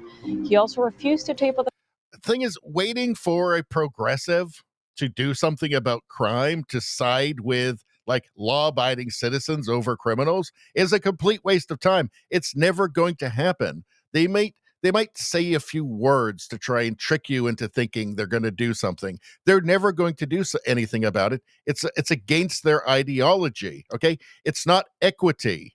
What you see around you, the crime you see around you, the horrors that you see in the news and on social media, okay, that's equity. They like equity. Equity is more important than you and your family and your safety and your well-being and your pursuit of happiness. Let's continue. The federal budget, even when racking up a projected $90 billion deficit. The Liberals have had 10 years, and this government is not moving with the urgency and the boldness that this moment requires. While the U.S. Congress has worked over 100 days this year to reorient their economy away from Canada, Carney's Parliament has been open for just 20 days, completely ignoring the massive threats that our economy is facing. We need to get rid of anti-development laws, limiting our energy competitiveness. We need to cut the GST on all new homes and incentivize cities to build more homes that are right. It's so typical of the Liberal Party. Instead of getting rid of the essentially anti-pipeline, any development law, Bill C-69, they come up with a new bill, Bill C-5, which allows them to bypass some of the things from C-69 if they decide to. So, now at least you can have a new bureaucracy and a new long process that's going to drive away any investment in the first place. So it kind of is all just the same thing. It's almost like they don't care. It's almost like Carney is determined to turn Canada into his net zero laboratory. And he's just trying to trick people into thinking that maybe that won't happen. For their communities, we need to give tax incentives to Canadians to reinvest their money here at home.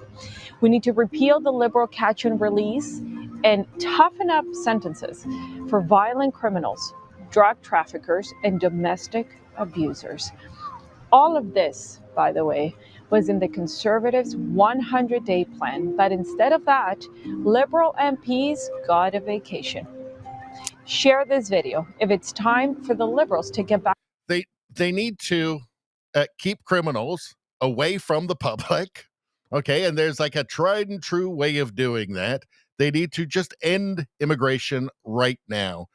We can't handle the number of people that we have right now, whether it's just simply, permanent residents, whether it's temporary foreign workers, whether it's students with worker visas. We just can't handle the number of people. It's too many. It's going to take us a long time before we can even think about bringing in more people. That's where we should be at now, right? We should just stop it right now and just stem the bleeding at least. Like we should. Bill C-69 should just be gone. We should be deregulating. We should be creating a positive environment for business, for investment to come into the country. The carbon taxes, all of them, the industrial carbon taxes, all gone. All of the hidden ones, gone. That's how we can start to re-energize this country and start to bring it back to being a country that is not on a cliff about to fall out of first world status. That's what we should be doing, right? We could have had a government that would be taking us a long way to that at least, right? Unless they were going to totally betray us as well, but I don't think so. We could have had that, but everybody got tricked. Not everybody, but enough Canadians got tricked by an idiotic slogan. Elbows up. Anyway, that's what Canada needs. That's just my thoughts on it. And I am a little opinionated on the issue. Let's see. Here's some more idiocy from Mark Carney. He's still on this thing where, what does this say? From government is corrupt. Mark Carney just said our relationship with the U.S. has become a liability and we must respond. This is just pure idiocy. Let's take a listen. We have just come from 2 days of our federal cabinet convening in North York, and we spent those days with a clear focus on delivering our overarching mission in this time. Is it to destroy Canada? Is it to ruin Canada? Is it to turn Canada into the third world? Crisis. Our overarching mission is to build Canada's economic strength in face of unprecedented change. Oh, because it kind of feels like it's about wrecking Canada and betraying Canadians and turning us into a third world country, because it's like kind of exactly what you'd do if you'd want to do that. Oh, well, let's let him continue. What's going on is not a transition. It's a rupture, and its effect will be profound. We can't rely on our most important trading partner as we once did. So our relationship with the United States, so essential for so many industries. Why? Like, are we going to really pretend that tariffs never existed before Trump's second term? That we haven't had tariff deals and tariff conflicts forever? Are we really going to pretend that? No, the world is not fundamentally different. Okay, this will all get sorted out, or at least it would if we had responsible leadership or competent leadership that wanted to do the right thing for Canadians and not just play politics. Elbows up, anybody? Was once one of our greatest strengths, and in many cases, in certain sectors, has become a vulnerability. This disruption calls for a bold new approach. Being our own best. Well, I'm confused. So on one hand, he tells us that we have the best trade deal in the world, which has nothing to do with him, by the way. Kuzma or USMCA has nothing to do with him. On one hand, he tells us that, then everything's over and it's all different and it's a rupture. Do you know what? Trump is not going to be president forever, right? He's got one term left, okay? He's not going to be president forever. Be responsible and just do the right thing regarding tariffs for the country. These things will continue to be renegotiated into the future. We're not, it's not going to be set in stone forever now. Presidents change, prime ministers change, things change, right? How about just that? How about not pretend now that that this has to be apocalyptic forever. No, just go and do the best for Canada, whether it conforms to your fucking slogans or not. How about that? Canadians might actually even just appreciate that. You know what? I've had enough. I've had enough of this bull. Not a fan. I'm not a fan. You might have picked up on that. All right. There's so much of bullshit from this guy to go through. I don't know if we can get through it all tonight. We're already an hour and 40 minutes in. All right, let's go to the chat, then we'll move on. Let's see.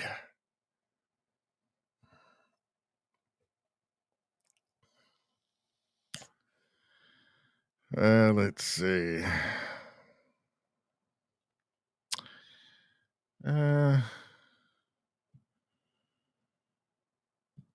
JDL says PMC, professional managerial class, is the problem. Well, that's Carney, right? He really is just a career bureaucrat. I mean, that's his role in government and the Bank of Canada and the governor of the Bank of England.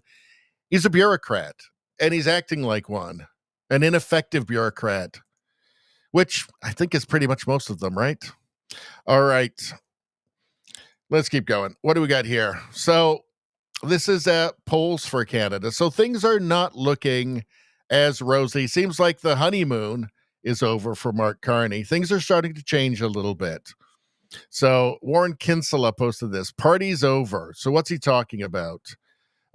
We have some new poll data here. This is posted by Philippe J. Fournier of 338 Canada. And federal voting intentions from Angus Reid. So this is the second poll that we've had now recently that has the Conservatives actually retaking the lead from the Liberals.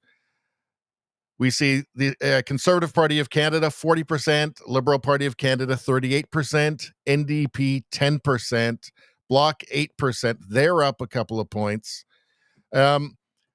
What's really notable here is the 10% for the NDP. So they collapsed by about 10 points in the last election. The NDP was always the union party, the working class union party in Canada, and they became the I guess gender and race communist party of Canada, and they ended up collapsing down to 6% because if they weren't representing, unions, working class anymore, and they're just woke, well, Liberal Party is as radically progressive as anybody could want. So why not just vote strategically for the Liberals, and you can block the CPC, the Conservatives, from taking power and being and running the country like adults. But we're seeing that, so NDP up 4 points in this poll from Angus Reid. Liberal Party, 38. So let's take a look at what happened in the election with the final results in the election. Here we go. Let's make that a little bigger. Okay. So the Liberals ended up with 43.8%, the NDP with 6.3%. So you take 4 points, almost 4 points, and add it to the NDP, and you see the Liberals going down. Well, that would make them at 39.8% if you take 4% off, and, 38%. So clearly, you've got some of those NDP voters who abandoned the party, going to, and went to the Liberals, going back to the NDP. Now, I think that will have a lot to do with the Carney mandate for the Air Canada workers to go back to work, right? Mandating them to basically strike breaking them. That will have felt like a betrayal by some of the former NDP voters. If the NDP can get back up to 15, 16% again in the next election, it's Conservatives. I don't really see how that doesn't happen. Because the Conservatives have really kept their, again, the final results, Conservatives had 41.3%, 40% right now. They're right around there. The Conservative support has held steady. They don't really need to gain more. They just need NDPers to abandon the Liberal Party and go back home to the NDP again. Now, let's see. There was another poll that had come out. Hold on. Let's see. Here, new Abacus data poll. This was from, when was this from? This was from, hold on, August 22nd. So a couple weeks ago. The Conservatives marginally ahead of the Liberals for the first time since March. This is our tracker from 2 weeks ago.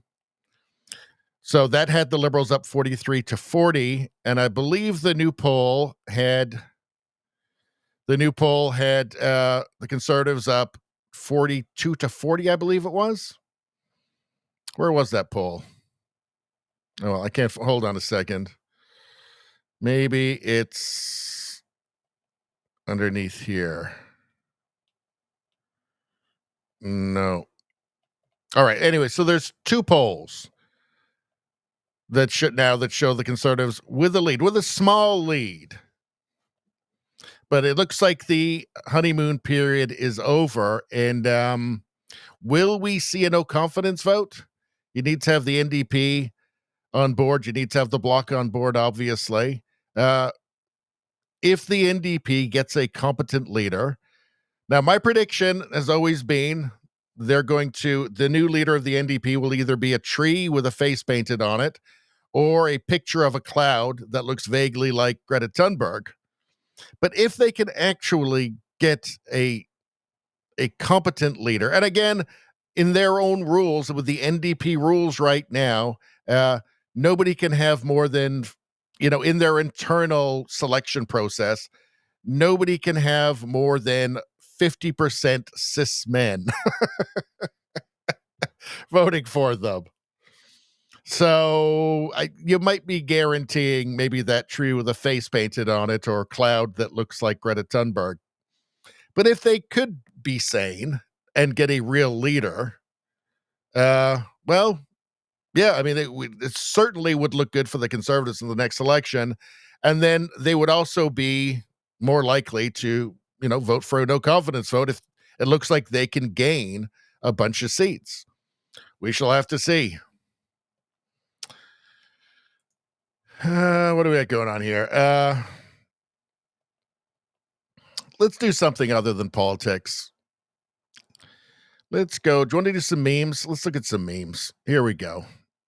All right, go back to the chat for a second. Let's see.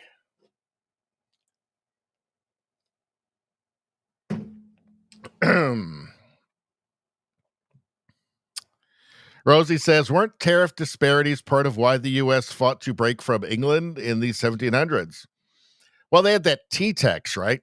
So I'm not an expert on American history, but taxes were a part of it. Yeah, it was taxation without representation, right? Yeah. I know that's just a rhetorical question, Rosie. All right. What are we? An hour and 40 in. Okay, so let's do some memes quickly here. So what's going on here? The left. So what does the left say? RFK Jr. is too anti-science. Also the left. Pregnant man. Pregnant man.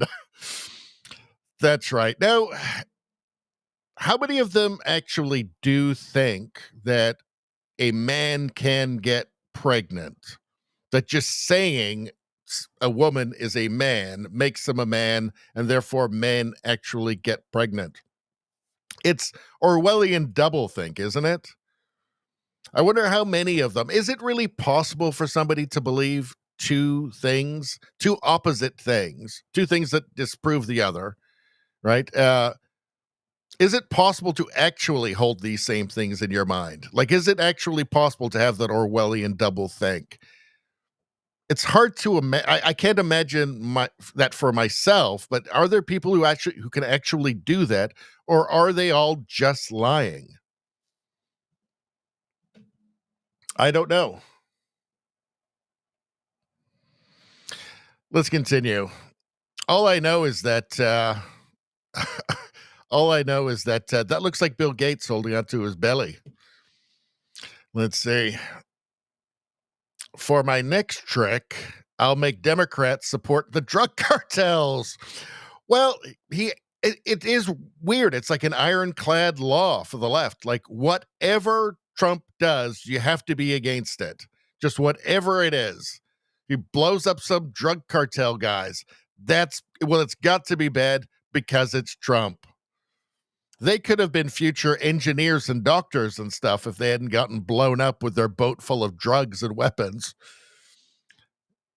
At some point, you would think that they'd go, just for pragmatic political reasons, they'd go, well, let's not make too big of a thing out of this one. I mean, they were like cartel guys with like a boat full of drugs and weapons after all. I mean, it may not be the best one, right? But no, it doesn't work. I guess they just have their plan. Trump did it. It's bad.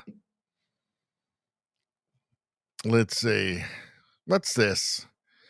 Just the facts. Conservative woman, liberal woman. Oh, well, it's Stephen Colbert. Stephen Colbert. How far he has fallen. How far he has fallen. I do prefer the conservative woman. And it turns out she's MAGA. She's conservative. I mean, she's done some racy movies, but I don't know. I don't care. I couldn't care less. I'm not a prude. Let's see. That party no longer exists. So what's this? Every person in this photo was once a Democrat.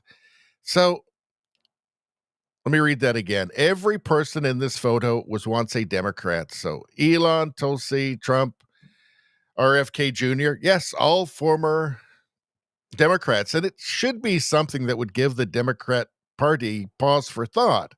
Should it not? Because these people are all very effective for MAGA now, for conservatism, for the Republican Party. All very effective. I mean, very talented. All of them, obviously. And they were essentially kicked out, or just alienated, totally, utterly alienated from it. You'd think this would make them ask some questions, but apparently it does not. Now these people are all the devil. All these people that the Democrats once loved, all of them, now the devil, now the worst people in the world. Elon Musk is a Nazi doing those Nazi salutes that like every person who's ever done like a public appearance has waved to the crowd before. And like there's video of like every Democrat doing it. You'd think somebody would say, some strategist would say, well, maybe, it's just obviously not true, right? And there's all these videos of like the people in this room doing it. Maybe that's a bad plan. There will be some idiots. I mean, maybe millions of idiots, but will it be enough idiots that believe these obvious, ridiculous, cynical lies? You'd think somebody would consider that. There'd be some strategist that would consider that, but no. And I hope they keep driving out their most talented people and the most principled people, because these people are all extremely principled and have shown an enormous amount of courage. So keep sending them over, I guess. Let's see. What's this? So there's Spider-Man. There's Peter Parker. He's saying, I support blowing up the cartel boat. And then, but Peter, they're now saying it may have been full of illegal immigrants. I already support it. You don't have to sell me. Ah, that's mean. That's just mean, isn't it? That's just a mean one. Oh, no. No. It's a proven fact that criminals commit less crime after they've been shot. When you think about it, they do, don't they? Because they can't do the crimes after that. So I don't know. I fully support a homeowner or a tenant of a property doing whatever the hell they think is reasonable when they're confronted with an armed stranger or unarmed stranger, because you actually don't know. Somebody may not have a weapon in their hands. They could easily have a knife on them or a gun on them somewhere else. You have no idea. I fully support that homeowner or tenant of the property, when confronted with an intruder, just doing whatever they feel is necessary. And that's it. No more questions asked. What happened? Well, I was in bed sleeping at 3 o'clock in the morning, and then this guy was here carrying a crossbow, and then I defended myself, and, well, you can see what happened. That should just be it. Oh, okay, good. Nice job.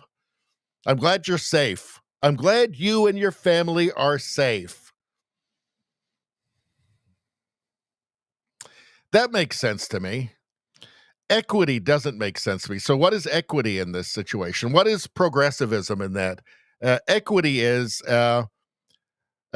making sure that you defend yourself, defending yourself, but not doing it too much, because it could hurt. You don't want to hurt the person who you have no idea what their intentions were. You don't want to hurt them too much, because that would be like conservative or something. That's not equity. Well, what about their childhood? Not your problem. Their childhood, their upbringing, their personal problems, not your problem. Neutralize the threat. That's what I'm in favor of anyway. Call me crazy. What's this one? Let's see. Hi, I'm Howard. I can't do a Howard Cosell. I'm Howard Cosell, and I just looked into the future, and you're not going to believe the shit I'm about to tell you. Bruce Jenner and O.J. Simpson. Uh-oh. I'm so glad he never found out, Howard Cosell. I am so glad. That was a kindness of fate there. Let's see. What's going on here? Cars these days have too many gadgets. Let's see. I tried to reverse, and it played a video of someone being run over. Uh-oh. He looks happy about it. I tried to reverse, and it played a video of someone being run over. Crazy, these new gadgets these days. That's not safe, having TV shows running on your car. Playing in your car, that's terrible. They got to stop that. All right. Well, that's all the memes. There we go. Let's get back to the chat for a second.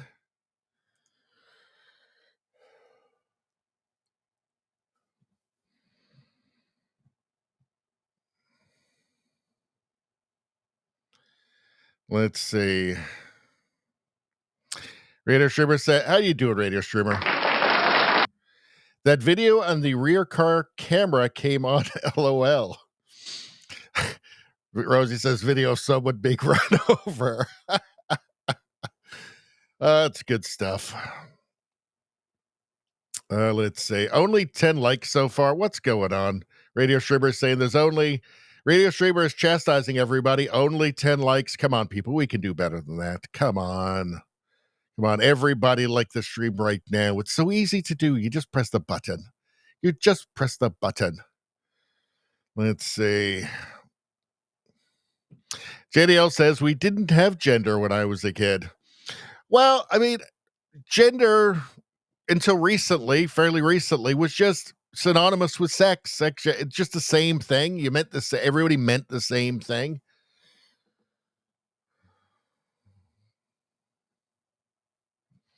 Trudeau Survivor says, pregnant man emoji, originally created to be inclusive, now weaponized as a meme. Absolutely. Of course it was going to be.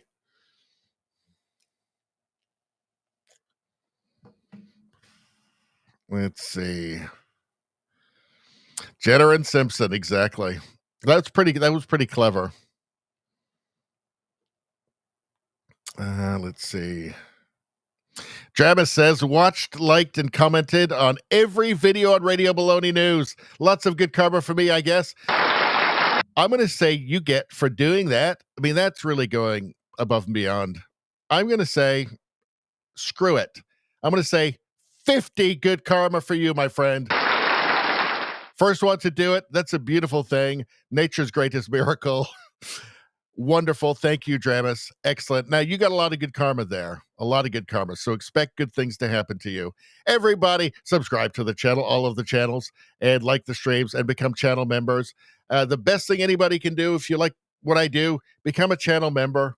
It's awesome. And then you can watch the premium streams. It's fantastic stuff. Everybody loves it. You can ask anybody. They will tell you. What was I going to do? And also show everybody quickly. I'm going to have to keep doing this for a little while.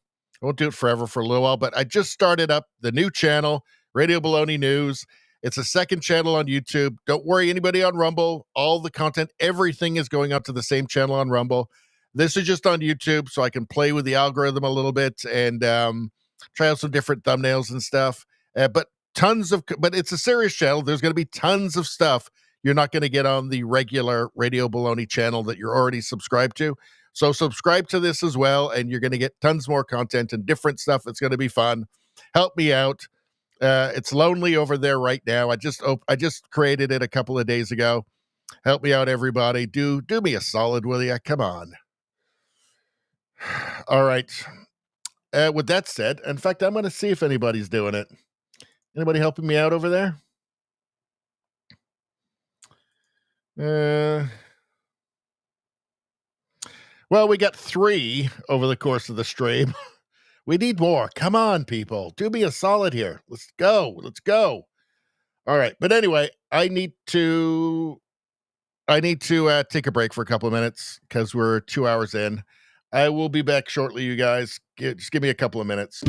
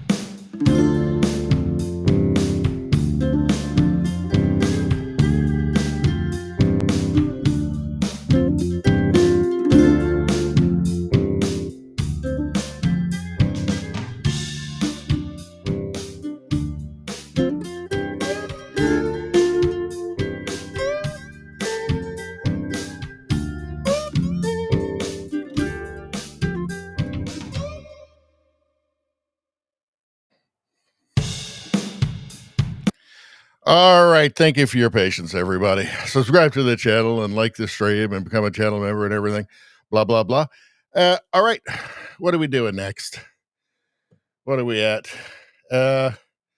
Thank you to everybody who's gone over and subscribed to the new YouTube channel and watch the videos and like them and stuff, because the algorithm is not showing them to anybody. So I'm gonna have to kind of rely on you guys to share, watch them and share them and subscribe and stuff. All right. Let's see. Radio Streamer says, a serious channel. Have you met your audience? If there isn't at least the noodles every 15 minutes, we're going to have to really try and sell it now. Well, you know what I mean.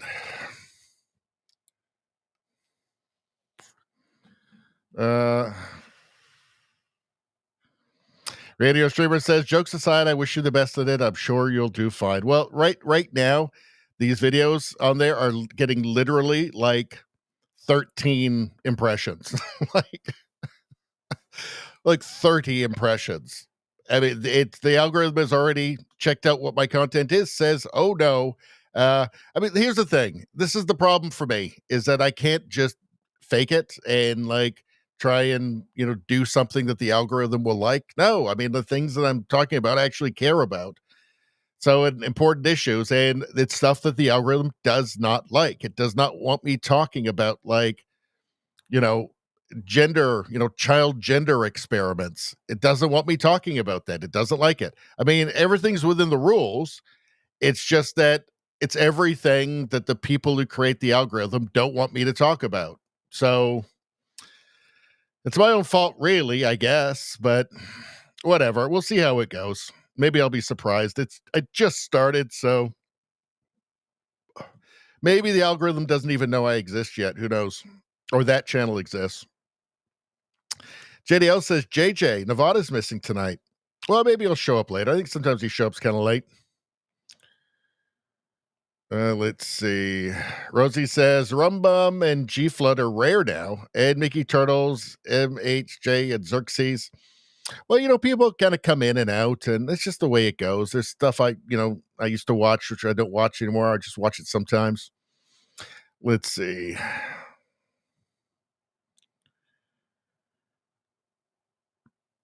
Let's see. Trinosaurus says, go on Joe Rogan and you become more popular. Duh. I wouldn't want to be that popular, quite frankly. All right. Let's move on. What do we got next? Did we cover all of this stuff? Yeah, we covered all of that. Let us. Let's see. From Pierre Poilievre. So Canada's not in a good place. And Pierre Poilievre's job as the leader of the official opposition is to keep reminding us, right? To not allow ourselves to have this kind of veil of confusion, to confuse our thoughts. It's his job is not to allow the CBC and the rest of the corporate media in Canada to throw this shroud of confusion over us and, to gaslight us into compliance. He's got to remind us, yeah, things aren't great, guys. Seriously, not going very well. Liberal job loss crisis worsens as 66,000 Canadians lost their jobs last month due to Mark Carney's economic failures. I mean, the most important thing for Mark Carney to do was to get this tariff thing settled, get something done on that, and he has failed miserably. It almost looks like on purpose. A total of 106,000 have lost their jobs this summer. Then why are we bringing in hundreds of thousands of temporary foreign workers? That just doesn't make sense. I mean, unless it's not about doing what's right for Canadians, I guess. I mean, that could explain it. Conservatives will fight for these devastated families to bring back high-paying jobs that go to Canadians first. Well, I mean, have they tried moving to India and then becoming Indian citizens and then moving back to Canada? because then it'd probably work. Then they'd be fine.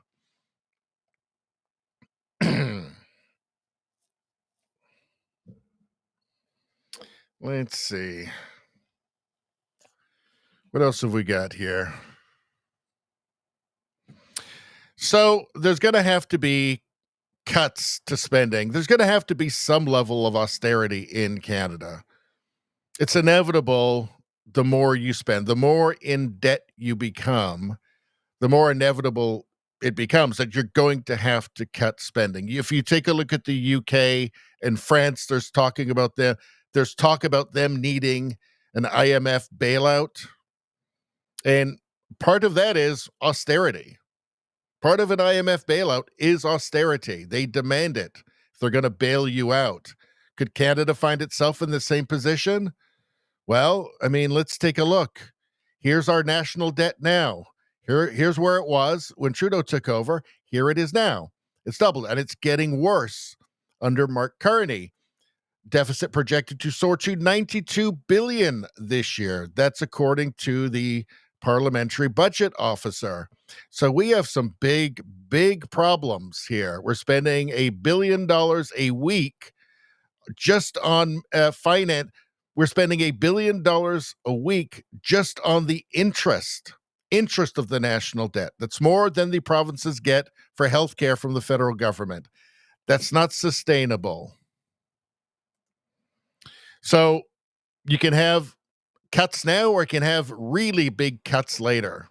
Serious austerity later. Pierre Poilievre is demanding Doge in Canada. Downsize government, overhaul waste, gut foreign aid, eliminate CBC. That's Canadian Doge right there. Right there. Well, there's $1.4 billion that we can get rid of per year with the CBC. And boy, do I ever want that. That will be the happiest day of my life when CBC is defunded. When we get to say, you know what? You gave us nothing. You gave us nothing. You called us names. You called us ists and phobes. You disregarded every single one of our very rational concerns. You called us names when we just spoke reality. You gave us nothing. You were merciless. You mocked us. Now you get nothing. Now you get nothing. I can't wait for that day when Canadian Conservatives get to say to the CBC, you gave us nothing. Now you get nothing. You get what you deserve. Anyway, let's watch this. So far, Mark Carney has not found a single penny in new savings. While he promised to spend less, in the 5 months he's been prime minister, he's increased the cost of the government by 8%. 33% more federal public servants are earning over $100,000 under Mark Carney. He's increased the cost of consultants by 37%. And if you believe economists, they calculate Mark Carney's deficit could be twice as big as Justin Trudeau's, which is unimaginable. No one thought it was possible to have a worse deficit than Trudeau. Mark Carney is a bureaucrat. That's what he is. Bureaucrats don't know how to make money. They just allocate spending. That's what Mark Carney is doing. And he's going to max out the national credit card in the process. But Mark Carney appears to have accomplished it. What I would say to everyone is, ignore Mark Carney's speeches, the letters he writes his ministers, which then get conveniently leaked to the media. It doesn't matter what he says. It matters what he does. And the numbers are very stubborn things. They show that Mark Carney is even more expensive than Justin Trudeau, that the deficit is getting bigger, and that will mean more inflation and more economic ruin for our country. Mark Carney is not a change, he is worse. We need to cut consultants, bureaucracy, corporate welfare, foreign aid, handouts to fraudulent refugees, and other wasted money. We need to bring down the cost of government to bring down the cost of living with lower taxes, inflation, and debt. Thank you very much. Yeah, that's all just, the thing is, none of this is like, some brilliant, innovative plan. It's just common sense, right? It's just common sense stuff. It's common sense stuff that any responsible government will do. But you have to be fiscally responsible. You have to think into the future. You have to think ahead, right? Well, we're going to spend this $5 billion there and this $50 billion there. You're going to have to consider, okay, where's the money coming from, and how is this going to affect the country? How is this debt going to affect the country? Because let's not forget we have to service the debt, the interest on the debt itself. So where's this going to leave us in 5 years? You have to think into the future a little bit. Problem with leftist governments is that there's none of that. Everything is just for today. And usually it's just political, just buying votes. It's buying votes today, buying votes for the next election, and who cares what happens? Just borrow more money. Borrow more money. Print more money. Well, after a while, reality is going to assert itself, and reality is asserting itself now in the form of Pierre Poilievre. And I'm really, really hoping that reality is going to assert itself really hard in the next election in the form of Pierre Poilievre, with just common sense, pragmatic solutions that have just always worked and always will. All right. All right. Well, we've done the temporary foreign worker stuff. We're cool with that, right? We're cool. Yeah, we're cool. All right. Let's move on. Yes, we already did the EV mandate, right?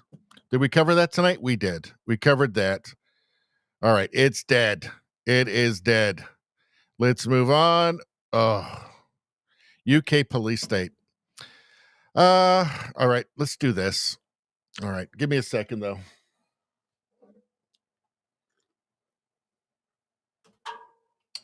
Let's go back to the chat for a second. Spambot says, my dad always told me common sense was a curse. You are cursed to deal with folks that don't have it.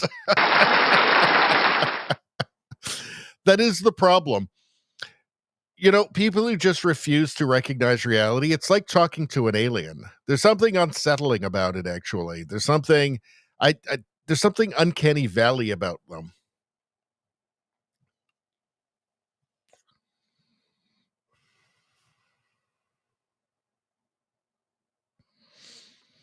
Radio Streamer says, I still say Carney did not win legitimately. I understand the propaganda is far worse than Americans can understand, but I still find it so hard to believe that many people want more of this.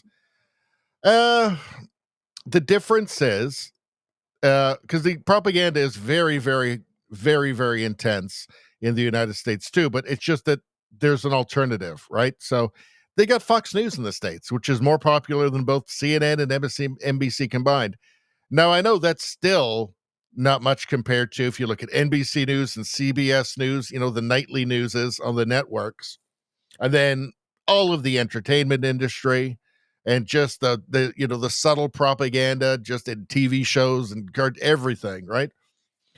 But there is something there which we don't have in Canada. In Canada, you've got the National Post and Sun newspapers. They're print, but there's nothing on the screen, right? That liberal boomers cost the Conservatives the election in the last election. They're watching CBC. They're watching cable still. And there's no alternative for them, right? There's nothing to inoculate them against the constant propaganda and manipulation. So no, I think it happened. And really what happened was that the NDP lost 10% of their vote. Most of it went over to the Liberals. That's what really did it, was strategic voting.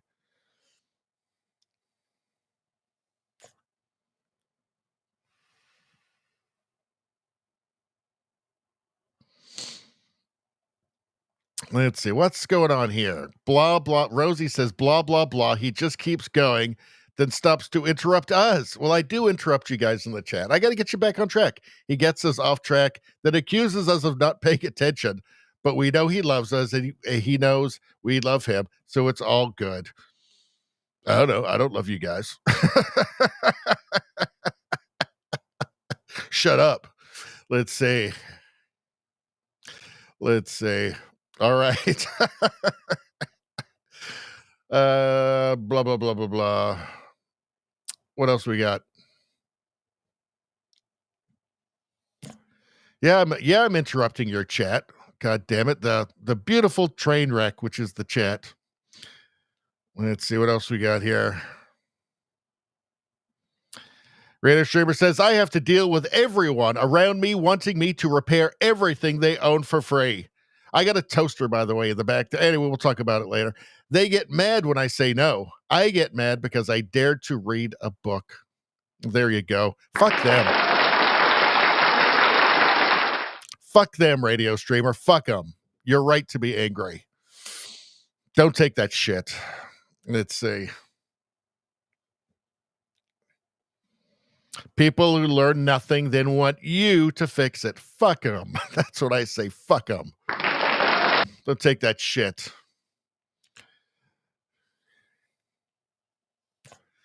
Let's see. You know what you should do? Somebody should bring you something to fix. I don't know, a toaster or maybe a radio even. And you say, sure. And then you take it and then you go up to the top of a tall building and then you throw it down. It smashes on the ground. And then you run down there and throw lighter fluid on it, then set it on fire, and then start hitting it with a sledgehammer. And then say, what would you say then? So you're hitting it with the sledgehammer. It's broken. It's on fire. You're hitting it with a sledgehammer. And then say, is that fixed enough for you now, you stupid fuck? There you go. That's good. I like that. Let's go with that. Write that down.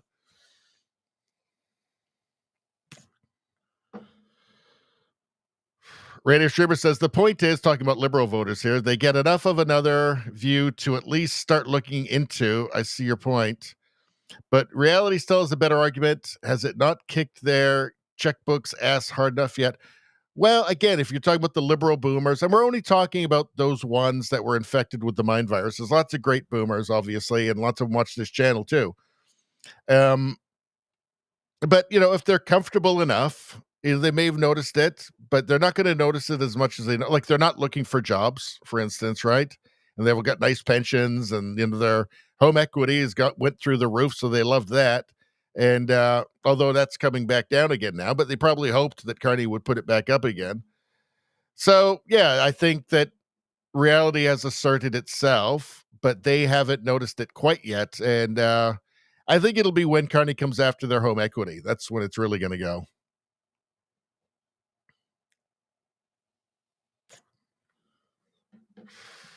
Spambot says, Richie completely missed my Subaru electric only post above. All right, let's go. Let's see that Spambot. Let's see if I can find that Spambot. Where is it? How far was it? Spambot. I'm a people pleaser. Let's see. Spambot. Where is this? Where is this fucking? God damn it. How far back is it? Is it like an hour back? Because that's too far. Spambot,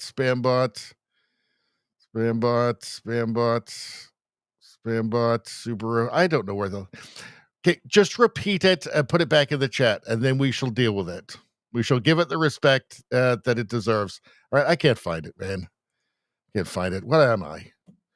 Let's see. Rosie says, angry much, Richie? Yeah. Angry all the time. That's my secret. I'm always angry. Let's see. Is this a harder version of update now? Since he is the guy. What's going on? I don't know what's happening. All right, Spambot, you got to put it back in the chat again. I can't find it. I'm not a chat librarian, for God's sakes. All right, and we're losing people. We're losing people while I'm doing this. All right, now we need to do an ad read. That's the only way to fix all of this. Let's see. What am I going to do? What kind of fun ad reads can I do? Let's see. How about NFL tune-in season? That's fun times. Let's do that. Let's go. All right. Okay, hey, football fanatics. Are you ready for some prime time NFL action? Tune in to Westwood One for all the gridiron glory you crave. From jaw-dropping touchdowns to game-changing plays, don't miss a moment of the excitement. Catch every snap, every tackle, and every victory on Westwood One. You can listen to the NFL on the NFL app, on the Westwood One Sports app, on WestwoodOneSports.com via Westwood One station streams, or by asking Alexa to open Westwood One Sports.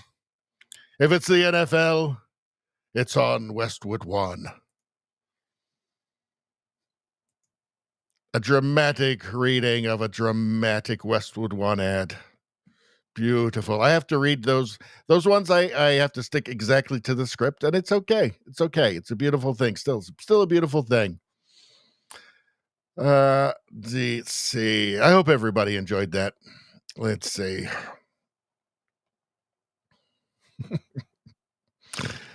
Let's see. No anti-communism there. Let's see. Spambot Subaru announced 3 days ago electric-only options for 2026. They have had zero interest. Zero interest.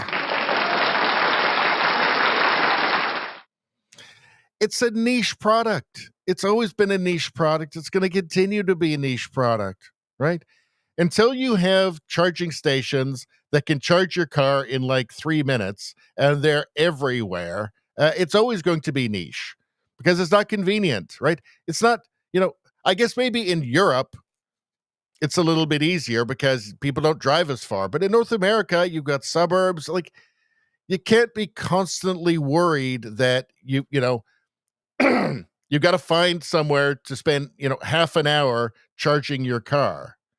Like, it's just not convenient enough. Just doesn't work for most people. You go into a gas station, you can have your car, you can get, enough gas in your tank to get wherever you're going in a few minutes, and then you're off.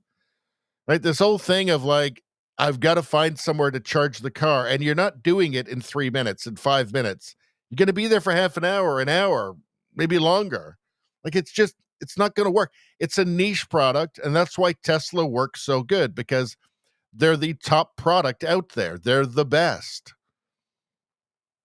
And there's a prestige around them. And so as a niche product, it works great. North America, it's not going to work. Not anytime soon. Radio Streamer says something,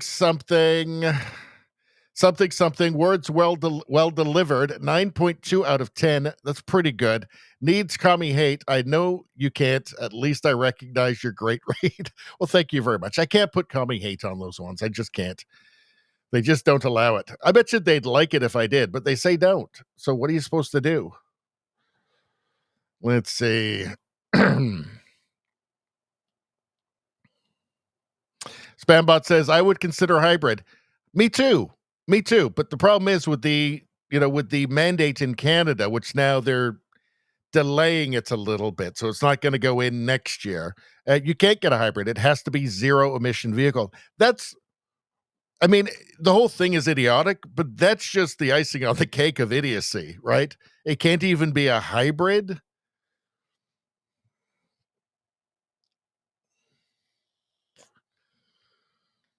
Spambot says, but I will say flat 4 forever.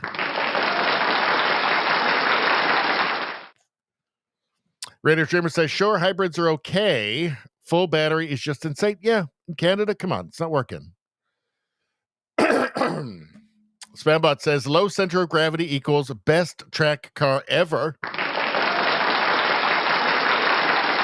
How could anybody disagree with that? Rosie says, ad read. It's a review of the ad read. Quite dramatic. Impressively dramatic. Needs a commie hate paragraph intro. Excellent presentation. 9.5 out of 10. I missed the 10 out of 10 or the 11 out of 10 because no commie hate, but I can't do it on that one.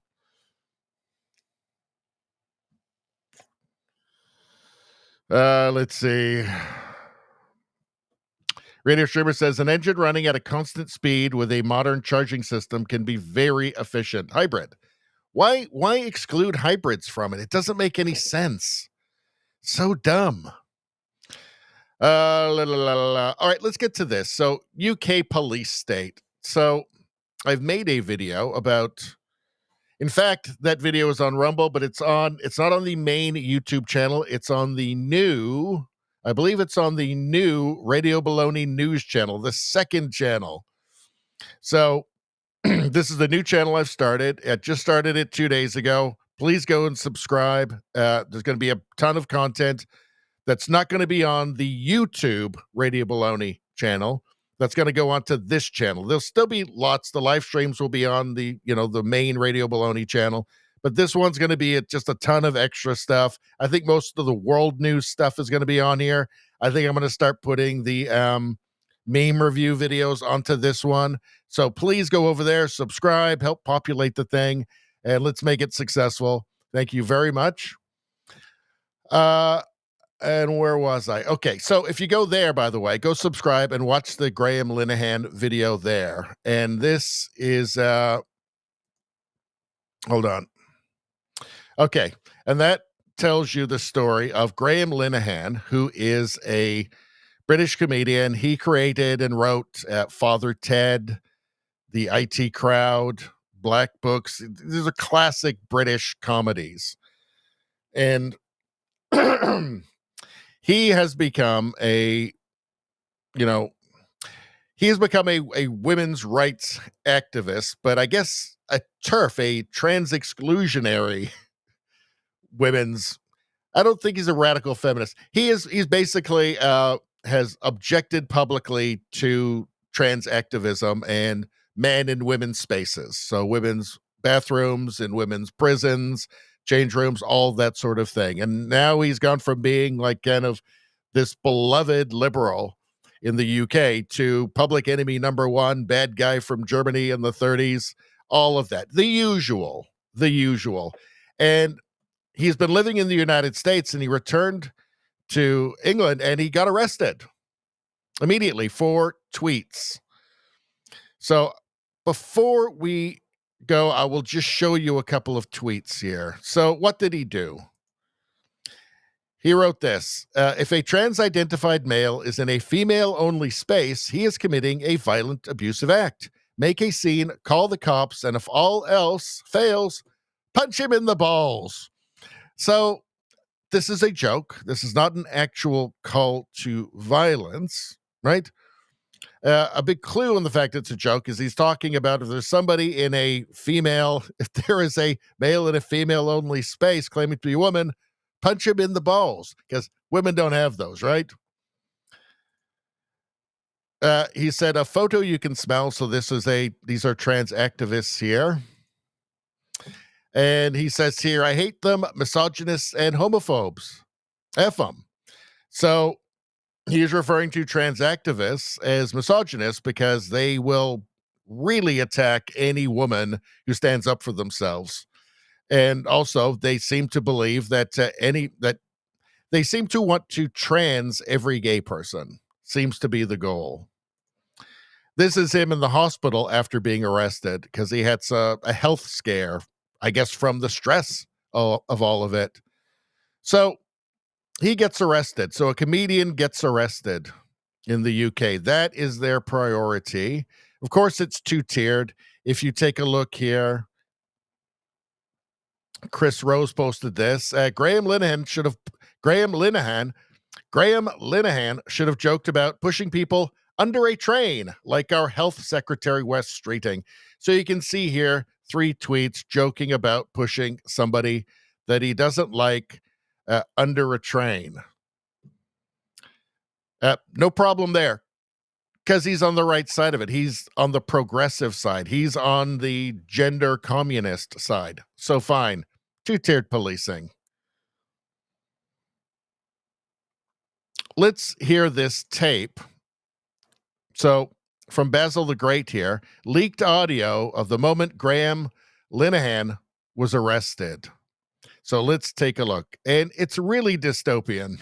Really dystopian. It is shocking and tragic what is happening to the UK. I mean, the birthplace of Orwell. they've been warned, yet they seem incapable of stopping it.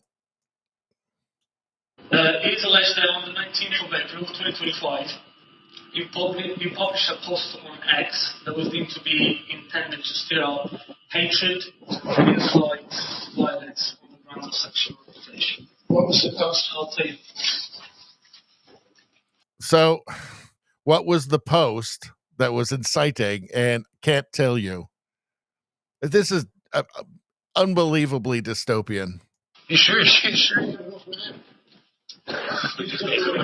Comedy writer, Rob Father, Ted, you idiot. You're under arrest. I'm only I'm under arrest. You know what this country looks like to America. He's not going meekly in this, is he? Not going meekly. He says, do you know what this country looks like to America? A comedian being arrested for tweets, for jokes. Right? Do you know what this country looks like to America? Well, it looks like an anarcho-tyranny is what it looks like. Do you know what it looks like to America? No, just put me under arrest. Everywhere you're going to bring up. I'm going to sue you into the ground. I'm going to sue you into the ground. I'm going to sue you into the ground. I'm going to sue you. I'm going to sue you all. Dare you. I dare you. I'm going over here. Some people are Sir, calm down. I'm going to calm down. There's no need for it. There's no need for it. There's no need for it. I'm Calm going down. down. Sir. I've been surrounded by trans activists for 8 years. And then you guys are working for me. I've been hounded by trans activists for 8 years, and you guys are working for them. Right? So, again, I think this is anarcho-tyranny is what this is. Right? Like regular people, normal people just accurately describing reality are persecuted. And then the lunatics are running the asylum. Infuriating. You scumbags are working for assholes who go into women's toilets. Jesus, so unbelievable. Look at the person who comes to you. Please let go. I'm not going to kick off. You don't me for standing up for women's rights. Don't fuck me. He's just an old school liberal. He's just an old school liberal. Right? And, unfortunately, all of those old school liberals just kind of watched what was happening around them, and all the signs were there, right? Like the hate speech stuff. They all got behind the hate speech stuff, which meant that they were opposed to free speech, by the way, right? They all just kind of let it happen and still kept, making fun of Trump or whatever conservative, right? Just because of the fashion around it. But while they were just, I guess, pretending what was happening around them wasn't happening, well, it was still happening, right?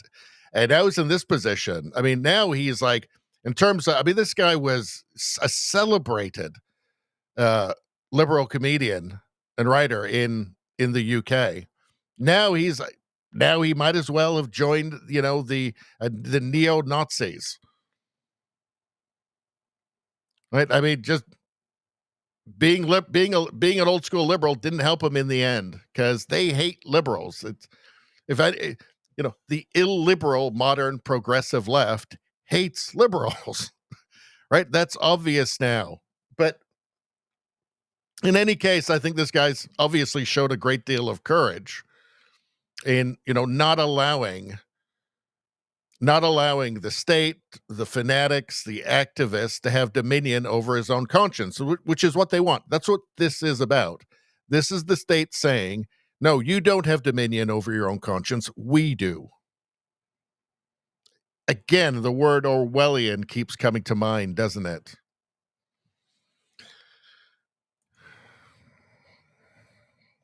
All right. Was there anything else in here I wanted to show you? Let's see. I wanted to show you this here, actually. So Mia Hughes, and she does a lot of work exposing the gender cult. In our recent interview, Graham Linehan described the grim reality of why he moved to the United States. So I'm guessing now he wishes he hadn't gone back to the UK. Let's take a look. I'd like, just before we finish, you to tell the American listeners, how different is it now that you've moved? You've moved from the UK, you're Irish originally, you moved from the UK, which was your home for so long, and you moved to America. It felt like a really important move. It felt like almost historic because you feel almost hounded out by trans activism. Is that right? Or, Yeah, just give us a little bit about that. Yeah. And not so much trans activists, but the whole of British society. At the moment, we have UK police basically acting as a goon squad for a bunch of petty criminals who have started to wear dresses and found that they have almost like magical wizardry powers over the police forces in the UK. So you get to a point where you realize, if something happens, like let's say someone attacks me on the street or something like that, I can't be sure the police will take my side, So and even like with this judge thing coming up, this court thing I have coming up, I mean, we have enough evidence to bury this guy, so I'm hoping it will turn out well. But you never know; you might have a judge whose kid is part of this and who's been getting those lectures from a 16-year-old that they don't understand, but they nod along and think they're doing the right thing. And who knows? I might get someone like that, and that might affect the outcome of the case. So I find the UK, and also, I can't get. All my friends betrayed me. Without wanting to sound too dramatic, it's true. They didn't stand up for me. They didn't fight for me. Well, that's the thing. His friends were all leftists, right? So when your friends are leftists, you don't have friends. Or, traditional liberals, but cowardly ones. But on the left, you don't have friends. You have future denouncers, right? You have future struggle sessioners, which is what he discovered. And any of them who end up at any point just accurately describing reality seem to find out the same thing. No, they didn't have any friends after all. They had comrades. That's a very different thing. But he moved to the United States to get away from a tyrannical government, an ideologically captured government. It sounds very much like the court systems there. The legal system has been completely captured and is now, arbitrarily doling out justice or so-called justice, depending on politics. And it very much is looking more so every day that the United States is really the last refuge for the sane. And then even then, almost half the United States is also crazy. I mean, Kamala didn't lose by 40 points. She lost by a few points. Think about that. It's terrifying. Had she won, the United States is a very different place. It would just be roaring off a cliff right now towards what's happening in Europe and in the UK. It's getting scary out there, folks. It's getting scary. All right. Let's see. What else we got from the UK? Do I have anything else I want to deal with? Yeah. So this is what's going on in the UK. This is how much their government hates them. In this footage, you can truly see the scale of the Bell Hotel protests in Epping last night. There were more people in front of me still, and it took me almost a full 2 minutes to walk through the whole crowd. What they're doing in the UK is renting out for millions of pounds hotels and like nice communities, nice little villages and stuff and towns and just nice places, and putting like hundreds of people who just got off a boat, who just landed illegally on the shores of England off some boat from France, and just putting them up in these hotels. And guess what? These people who don't understand British culture or the rules or how people behave in the West are doing bad things, really bad things. Let's see, Epping migrant found guilty. Let's see, those words together, migrant found guilty. That's you're seeing that quite often over there these days. A migrant who tried to kiss a schoolgirl before groping a woman who came to her aid was convicted of sex offenses today. So he was trying to kiss a 14-year-old schoolgirl, and then a woman came to help, and he decided to assault her as well. I guess he figured it's just a free-for-all. Why would he think that? Let's see. Hold on, I want to show you something. And by the way, just to put this into a bit more context, Kabatu, that's his name, had arrived in the UK in a dinghy just 8 days before he began harassing the teenager. So just over a week it took him to start doing this stuff. I mean, had he been wasting the previous week? I kind of feel like he'd probably done some other stuff that he hasn't been caught for yet. Let's see. He's been convicted of, he denied, but has been convicted of 3 counts of sexual assault, 1 of attempted sexual assault, a charge of harassment, and another of attempting to incite a child to engage in sexual activity. Why is he there? Why does the UK need him?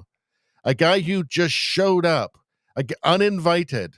Why does the British public, the working class, have to pay to put this guy up in relatively luxurious conditions?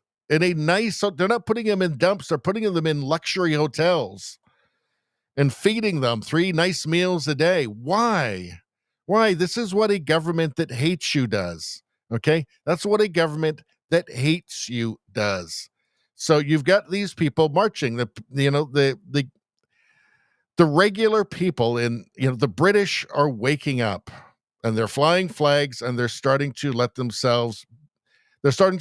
force the government to listen to them, which is the government is not liking at all. We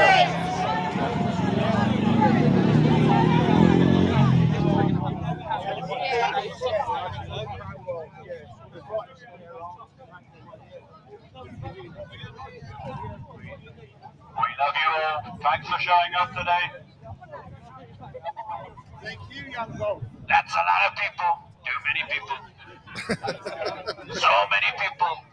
Can't believe it. There's so many incredible people here today. Oh, young Bob. I love they've got the guy impersonating Trump on the speaker there. That's funny. We love you all. Incredible. Fantastic numbers. Numbers we've never believed that. We're definitely saving our country with this number of people. We love you all.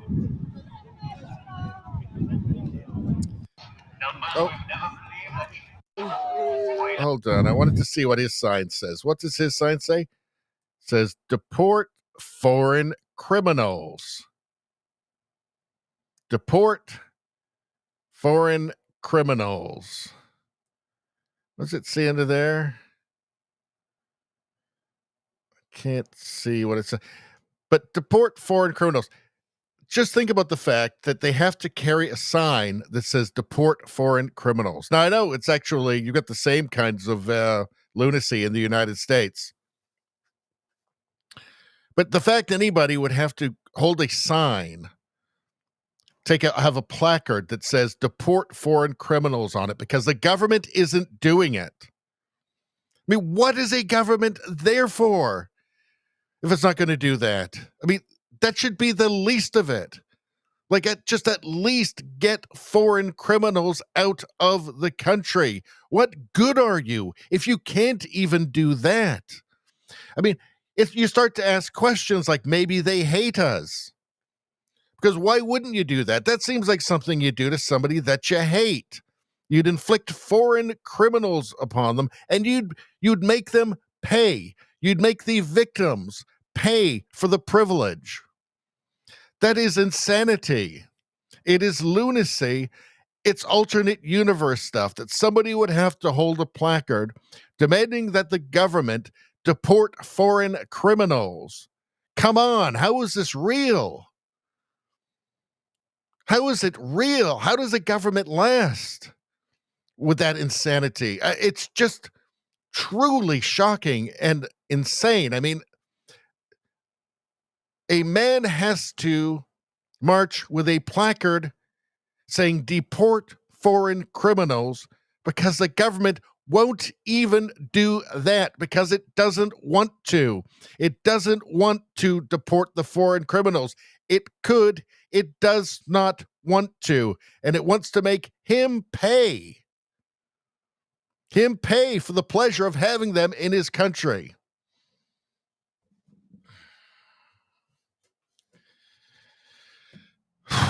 It really is madness, isn't it?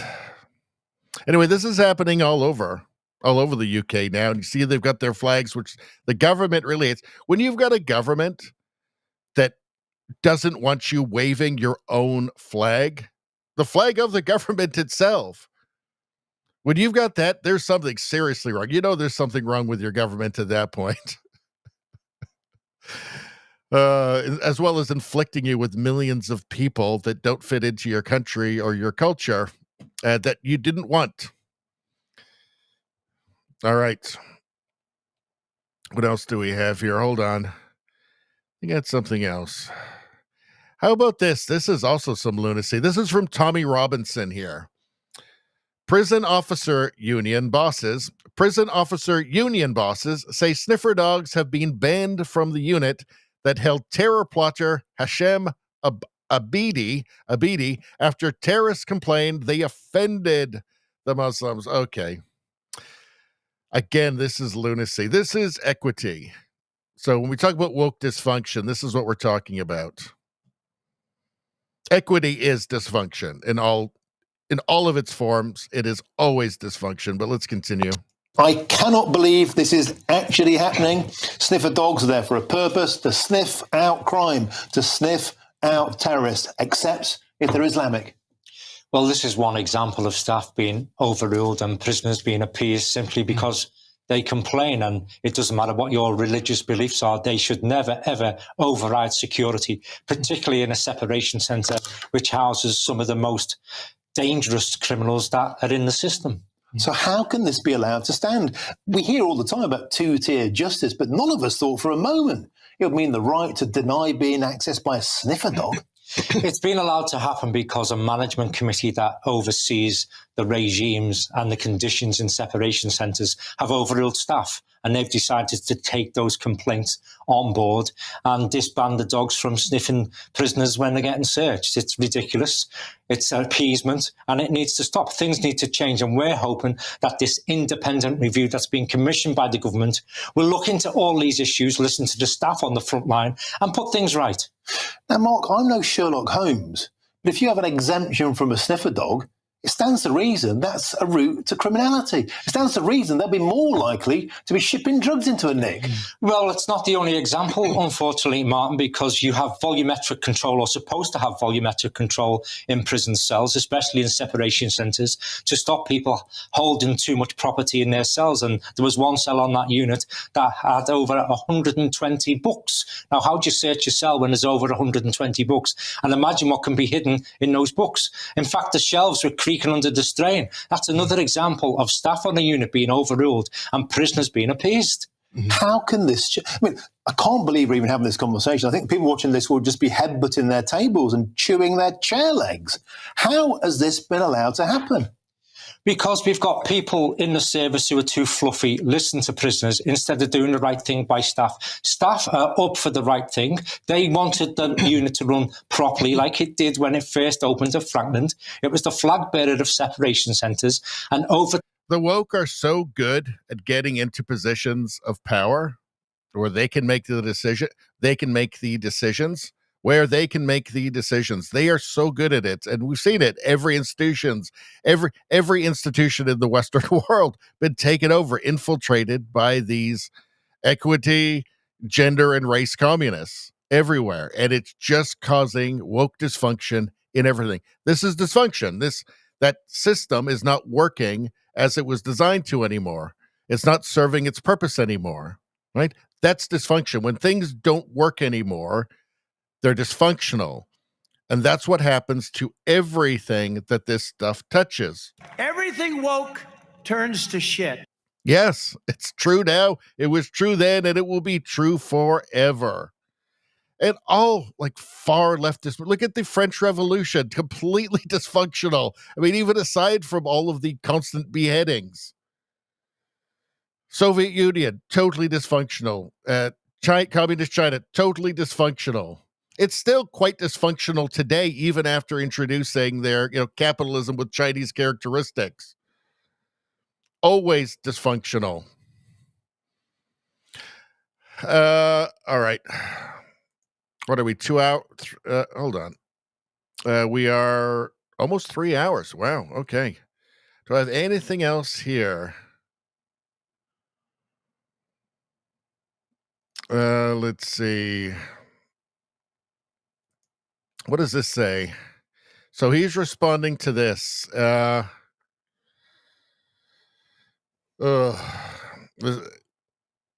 guess this is deport foreign criminals. 8 cousins raped a 12-year-old white girl 15 times in one night. Let that sink in. This is in the UK. It happened and is still happening, and all on our watch. Clearly, that's all we do, watch and say and do nothing. They include 2 who assaulted her after picking her up outside a police station where she had gone to report an earlier assault, only to be dismissed as a time waster by a desk clerk. This is how desperate they were to not have to confront the problem of grooming in the UK. It sparked a devastating chain of events in which she suffered more than 20 sex attacks by 8 men that night in October 2006, including 15 rapes. Only one of them was ever prosecuted, Shakil Chowdhury. So, yeah, this was all being covered up. Decades this was covered up, and hundreds of thousands, possibly millions of children. Gad Sad says this. He's been warning us for a long time. Gad Sad says every single one of these demonic creatures should be executed. Yet Britain decided that their crimes should be ignored because of Islamophobia. When real men wake up, it won't be pretty. I warned you for decades. He has been warning us for decades. And they call him, names because of it. This is just reality, right? So he's pleading with civilized people to just simply confront reality on its own terms. Elon Musk says, it's time, high time indeed. And the craven cowards in authority too, especially them. Well, the people who ignored it, chief among them, Keir Starmer, during that time. They were just as complicit in this. They're just as guilty because they allowed it to happen. They could have stopped it. They allowed it to just keep happening over and over and over again for political reasons.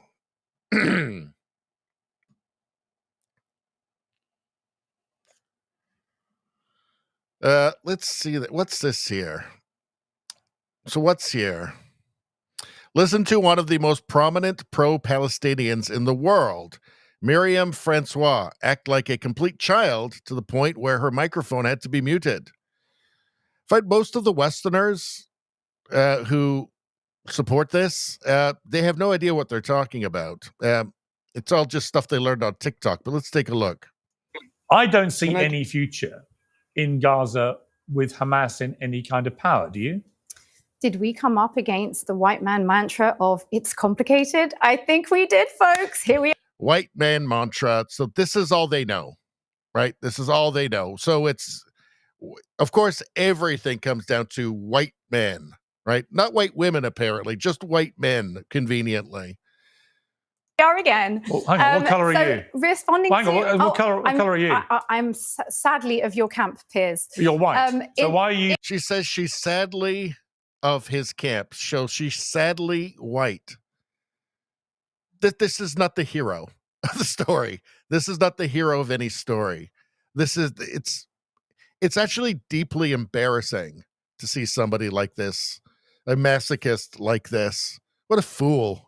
In November why are you 2024... Well, you're sad you're white. Israel's... No, sadly in your camp is what I said. What does that mean? What do you mean? Affiliated with your life. You're going to toss around skin colour, Jives. What do you mean? Yes. Anyway, your question was... What do you mean? That In November 2024, What do you mean by your Yoav skin Gallant, color, who Giant? was Israel's Are you saying that because we have former white defense skin, we can't minister. comment on this? Oh, spare me. You know, this little victim thing you do. It's not a victim it's thing. Not I'm cute. asking you to It's just clarify exhausting. exactly what you mean when you say these things. And I will tell you exactly what I'm going to clarify, which is that in November 2024, Yoav Gallant, who is a wanted war criminal and Israel's ousted defense minister, actually told the families of hostages that Israel had actually achieved all its military objectives in Gaza. And he was very clear That's on not my something question that is for you. well known My within question for you Israel. is, should and Hamas... that is Okay, that but my the question for you hostages could sorry, you have have to answer my question, or I'll move on to somebody else. I'm still going to your question. No, answer my question. See, the thing is, she revealed right off the bat that she's a race communist, right? With the Piers is a white man thing. She revealed that, and that is the through line with all of it every single time. Every one of them is an anti-capitalist Marxist. Every single time. Current deal. Should Hamas have any power going forward after this or not? I'm a talk.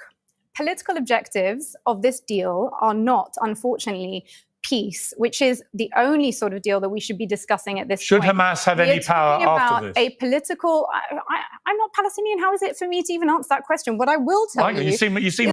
Why is she talking at all? Then she's not. See, they just want they want to have their cake and eat it too all the time. Everything is Orwellian double speak, Orwellian double think. Right? Well, I mean, she's got very strong opinions apparently, but she's not Palestinian, so how could she even say?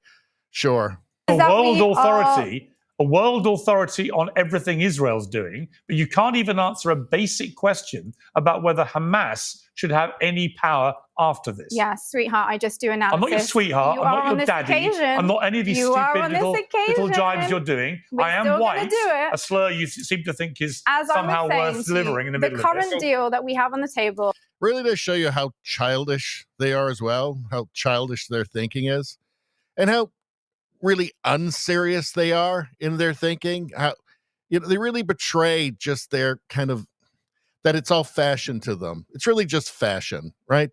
Like the cafe is just another fashion statement for them. Just like, the head covering was a fashion statement for, 6 months at some point, right? Let's continue.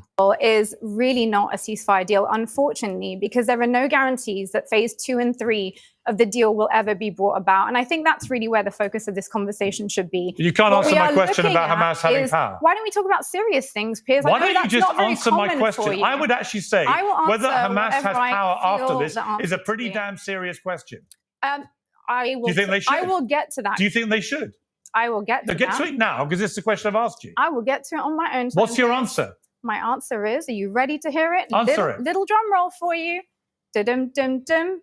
Is that we should be looking at a peace deal that achieves actual peace in the region. Should Hamas have any power? At the moment, the current... So she went through that whole little thing there, the drum roll, and then didn't answer the question, of course. Current phased proposal does not allow... One more time before I leave you. Should Hamas have any power? You're going to leave me? Oh, that would be sad. Let's actually talk about... Well, I wouldn't worry about it, because you'll never be back here again. But just for the purposes of the question... Piers, you think for the purpose of the question, we're not all 5-year-olds. Why don't you just try and be an adult? Try and be an adult in the room and answer a straight question. How about you don't talk over me? No, how about you answer my question or you shut up? Oh, which one's it going to be? Just tell me to shut up. Yes, I did. No, I gave you a choice. Answer the question or shut up. One of the thing is, if she really had convictions, she would just tell him the obvious answer, which is that she does want Hamas to be in control of Gaza after. She would just tell him that if she really had the convictions, right? If she was, for some reason, she's trying to hide it. She's trying to conceal her into her true beliefs. Interesting. See, which one's it going to be? You're not my dad, sweetheart. Which one's it going to be? You're not going to tell me what to do. And I'm Ahmed, let me go to you, because you seem the real question. Somebody who won't be calling me sweetheart or dad. No, I'm done with you. I'm sorry. I'm done with you, Miriam. You're a complete. I do actually on my own show. I do on my show. You're a complete and utter half-wit. A complete and utter half-wit. Yeah. I can't argue with that. A complete and utter half-wit. Now, Piers Morgan has said many very stupid things, but he delivered there. I enjoyed what he did there. He delivered. And he exposed her as a woke half-wit. just a zombie, an ideological zombie, a slave to the idea pathogen, the woke mind virus. Oh, just they're infuriating, those people. They are just like children, aren't they? All right. Let's see. This is more stuff that's going to enrage you. More stuff to enrage my audience tonight. Oh no, what am I doing? Let's see. Let's get to the chat for a second, though. Let's see. Radio Streamer says, I saw her eyes the moment she realized she had to answer a question. Empty-headed fools. Yes, 100%. Wow. Rosie says, is this Piers' show? Yes, Piers Morgan's show. Izzy says he should have muted her much sooner. Yeah, probably. I mean, it's obvious at that point that he was not going to get anything out of her. But hey, it's great TV, though, isn't it? Radio Streamer says this stupid woman has never really had someone make her answer a full question. No. Well, part of the problem is that they segregate themselves into a bubble where disagreement is not acceptable. And so their ideas are never actually interrogated. And they tend to go to very friendly places, if they're, media places, where everyone's just going to accept what they say without question. And so that they end up being in a spot of trouble when there's somebody who can actually, forcefully question them and interrogate them.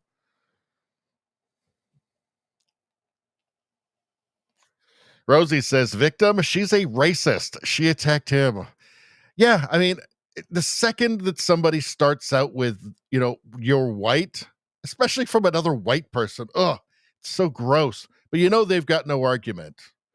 And now what it means is that they've just lost. Actually, for most people, they've just lost. The spell is broken now. You can't that spell does not work anymore.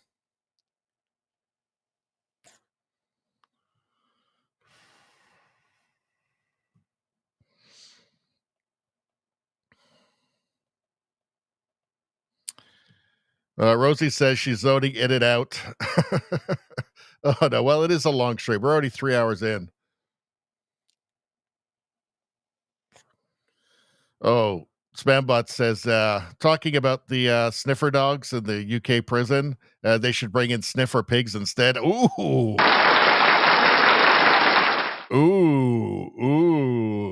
Ooh. Chat. Let's see. Chat's getting spicy. Let's see. All right. Actually, I'll go back a little bit further. Let's see. Let's see. Actually, we'll take 1 second for anybody watching on YouTube right now. This is just for you guys. This doesn't matter to Rumble. Everything's going to be going to Rumble on the same channel. But there is a second channel, which some of my content from Radio Baloney, the main channel, some of that content is going to go to Radio Baloney News now, a second channel. So there's lots of stuff going to go in there. It's going to be lots of fun stuff, lots of kind of more quirky stuff that we do on the live streams, but I don't clip it for the main channel. A lot of that stuff's going to go in here. And, they're live streams. Not many people watch all of the stream, right? Most people can't, watch 4 hours of a stream, say. Some people do. Actually, quite a few people do, mostly on Rumble. But there's going to be a ton of stuff going on to here. Please subscribe. I just started it up a couple of days ago. And hold on one second.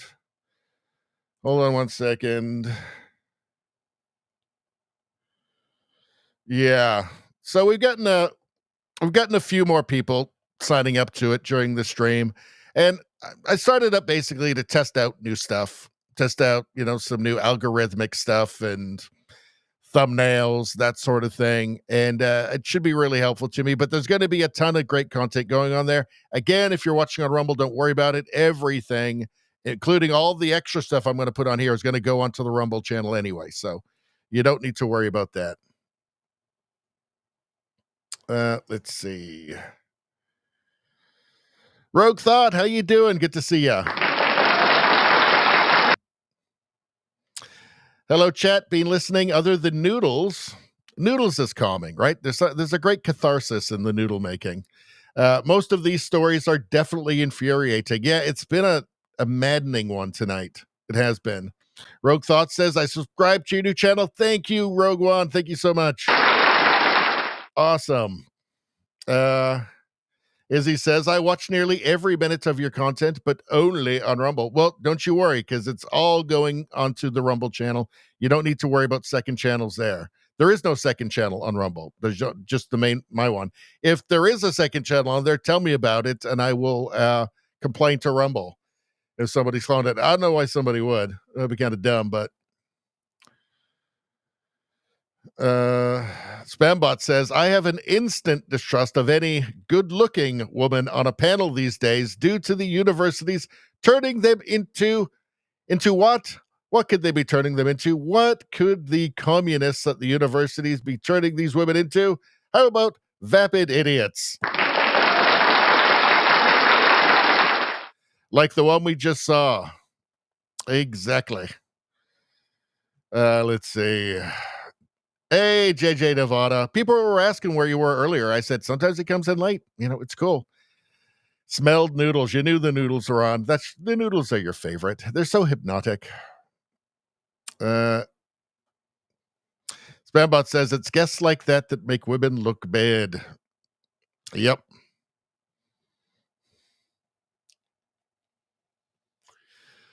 All right.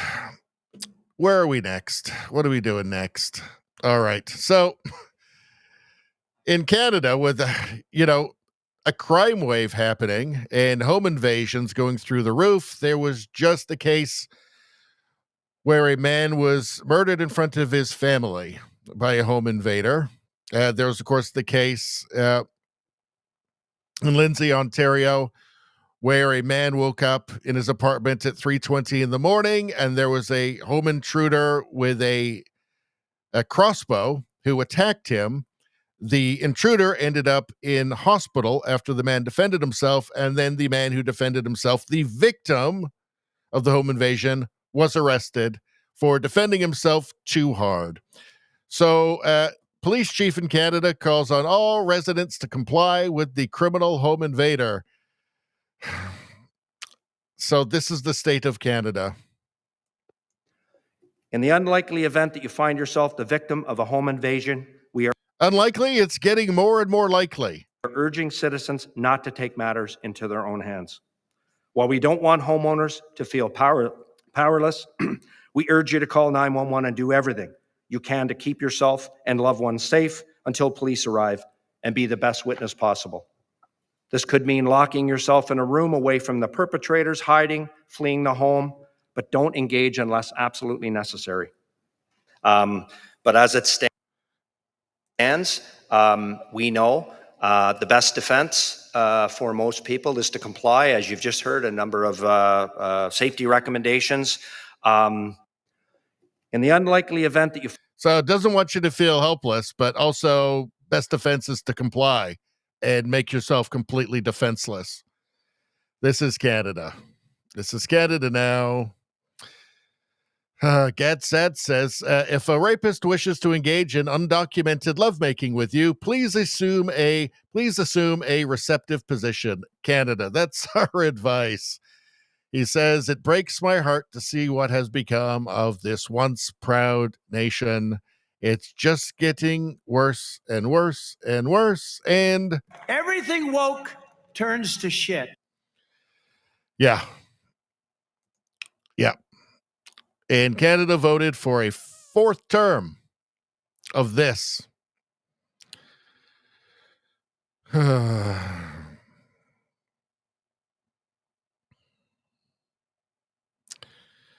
yeah, this happened in Canada as well. A trans-identified male has been arrested after breaking into a family's home and sexually assaulting their toddler. Danny Senecal, who uses she/her pronouns, was recently released early from prison for a previous attack. My God, this country. Male who uses she/her pronouns arrested. There we go. There we go. French, native Irish, live fast and hard. Finally figured it out. There's the rainbow and the trans. This is Canada. So there's another home invasion there too. I guess they should have just I guess this happened while the police. This happened while the parents were sleeping. They didn't find out until the morning. But I guess if they'd woken up, they should have just complied. Elon Musk says something is seriously wrong. Trans sex hormone drugs are driving extreme violence and should be banned. All of the madness happening. And what do we hear from Canada? Well, I remember Justin Trudeau told us that we don't have a right to defend ourselves with firearms in the country. This guy tells us to just comply so that you're not, he doesn't want you to feel helpless, but just comply and be helpless. Also, they've told us to leave our car keys by the front door. So I guess just to make it easier for the criminals who want to steal your car. The state of Canada. Enough Canadians desperately wanted 4 more years of it.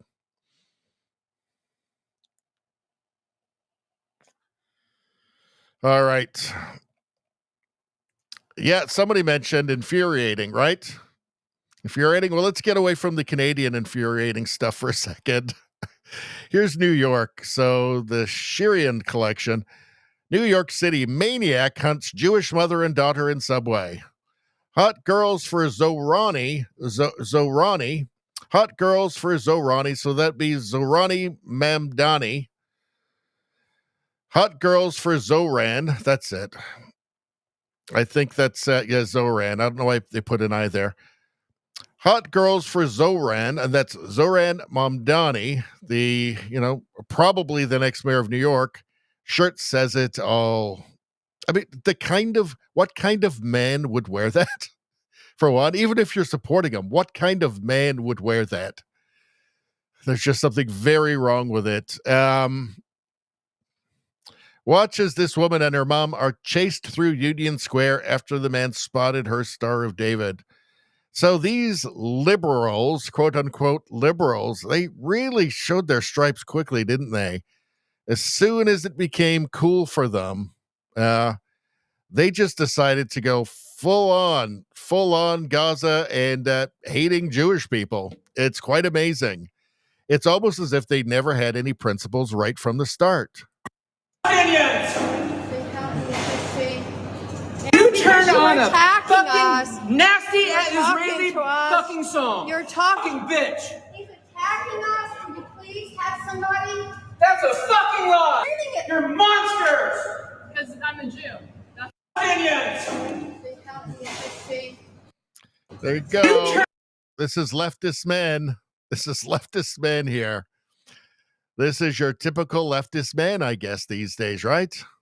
Your typical leftist man harassing a couple of Jewish women in the subway because TikTok told him that race communism was cool and that he has to hate Israel now.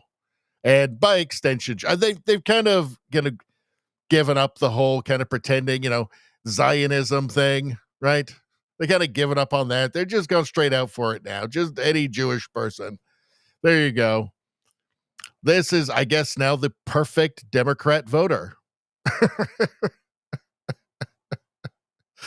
It's really it's actually remarkable just how easily manipulated these people are.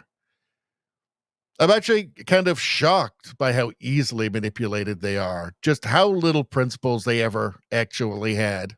It's just fashion. I mean, literally, look, he's wearing the t-shirt. It is literally just fashion for this guy. And that's all it ever was. I wonder if that's why they ruin everything they get control of. How about this one here? So here is reality asserting itself. Here is reality asserting itself to this Queers for Palestine person. Let's take a look. In Amsterdam, a Queer for Palestine wanted to be part of the protest, but was told, well, what was the person told? What did reality tell this person? Ik doe mee met de demonstratie. Kijk, je bent welkom, maar... Nee, Ik ben bang voor je. Ik kom uit Palestina, wij zijn bang voor iedereen. Christen, moslim, homo, iedereen. Je bent helemaal ver, wil je meelopen? Doe mee. Kom. Draai maar iets op de deur. Oké, stop. Ik ben bang voor je, man. Ik doe mee met de demonstratie. Kijk, je bent welkom, maar... Well, clearly they don't want him there, but in fairness, I didn't hear "Get out, we don't want you here. We are Muslims and you disgust us. You have no place in our cause." I mean, yeah, that's what they believe. I can't hear that clearly in this. Clearly they don't want him, which I guess is a surprise for somebody who clearly knows nothing about them or how they view the world or what they want. Otherwise, he wouldn't have showed up with that flag at their protest, would he? Only a total and complete ignoramus would do that. And he's being disabused of the notion that he's wanted there, which is obvious to everybody, was always obvious to everybody else that they're not his friend. Dumb. All right. What do we got next? We did the memes. What do we got here?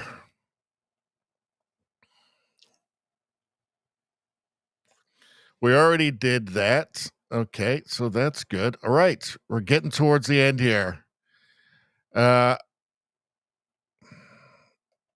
we need to do this? What do we have? All right, we did that. All right, we've been going back and forth a little bit. Let's see. Okay, here's Michelle Rempel Garner, Canadian Conservative MP. Day 10 of posting, jobwatchcanada.com jobs data. All right. Ottawa unemployment, 47,000. Ontario youth unemployment, 199,000. But a mucho burrito in Kearney's backyard wants to fill a job with a temporary foreign worker for $36 an hour, and he's going to let them enjoy the temporary foreign workers program now. So, let's see. Ontario unemployment, 7.9%.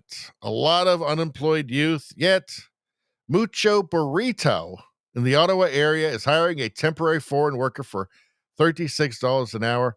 We've seen the videos of the giant lines of people lining up for jobs. Obviously, the system is being taken advantage of, and Canadians are being taken advantage of. And this has been ruinous, especially for Canadian youth who couldn't find summer jobs and can't find part-time jobs or any jobs. They can't get that first leg in where they start earning money and beginning their lives as adults because of Trudeau and Carney. $36 an hour. Now, there's an enormous amount of corruption, which I've covered in other live streams and videos. Is this $36 an hour? Is this what they're actually going to pay the temporary foreign worker? Let's not forget that temporary foreign worker is really here to try and become a permanent resident in Canada and then become eligible for benefits and everything that you get as a Canadian citizen. And they're totally reliant on the person who employs them. And what if the person that employs them says, well, you're not making actually $36 an hour. You're making $8 or $6, and you're giving the rest back to me. We know that the system is full of corruption. And many of these businesses have been bought by immigrants from places like India because they get preferential government-backed loans to buy Canadian businesses. That sounds insane. It sounds insane to give a benefit to immigrants over Canadians, with the result being that recent immigrants end up owning all of Canada's businesses. Just go anywhere in Canada, you'll see. But when they're coming here, they're bringing their culture with them. And when they're coming from very corrupt societies with totally different ethics, than in a Western country, right? Well, you're going to have corruption. If you have a society that is deeply corrupt and it's normal, they're going to bring that here, and you're going to see the abuse. You're going to see the abuse of the system and the cheating and the corruption. Of course you are. Why wouldn't you? Of course that's going to happen. You don't just step foot in Canada and become Canadian, right? And become totally owned by Canadian culture. Or it's not as if you've grown up in Canada. No, you're still wherever it was that you came from. This is why the whole thing is obviously a giant scam, and it's meant to keep wages down. And that's why, hold on one second. That's why Pierre Poilievre is saying things like this. That's why Pierre Poilievre is calling for a complete end to the temporary foreign worker program. Here he responds to Mark Carney defending it. And yesterday, he made an appalling comment. He was asked about my proposal to get rid of the temporary foreign worker program. And what did he say? He said, he's talked to business lobbyists, corporate lobbyists, and they assure him they would like to continue to bring in low-wage labor from poor countries. Of course they would, Mr. Carney. Of course they want your corporate lobbyist friends and your other elites want to stuff their pockets by shutting hardworking Canadians out of jobs and giving those jobs to temporary foreign workers. You are not supposed to be working for corporate lobbyists. You're supposed to be working for Canadian workers. And that is why we will be pushing extra hard this fall, to put an end to the temporary foreign worker program. So we have Canadian jobs for Canadian workers. And yes, yet not much of a defense from Mark Carney. He might have been revealing a little bit too much just about himself in his defense. And there is no defense. It's a big problem. Here's the only defense that they have. This is a liberal former Trudeau government staffer. I'm going to be quite frank and honest. We are the Conservative Party, and Pierre Poilievre and MP Rempel are treading a very dangerous line of what I'm going to call a dog whistle of racism. Because that's all she's got. There is no defense. This is it. These smears are the last refuge of the woke political scoundrel, which is what she is, right? This is it. Guess what? Sorry to inform you of this. That doesn't work anymore. The magic spell doesn't work anymore. You can't just say somebody's an ist or a phobe and it just shrouds their mind with confusion and fear. And they look down and say, okay, I guess you're right. I don't want to be the name you called me. Doesn't work anymore. But that's all that they've got. And it's pathetic. Pathetic. All right, let's move on. All right. So check this out. So this is Frances Widdowson. She was a professor at Mount Royal University. She was drummed out for just speaking truth, demanding evidence around the residential schools. She's also a critic of radical gender theory as well. She posted this interaction between Mount Royal University professor Victoria Buckholtz,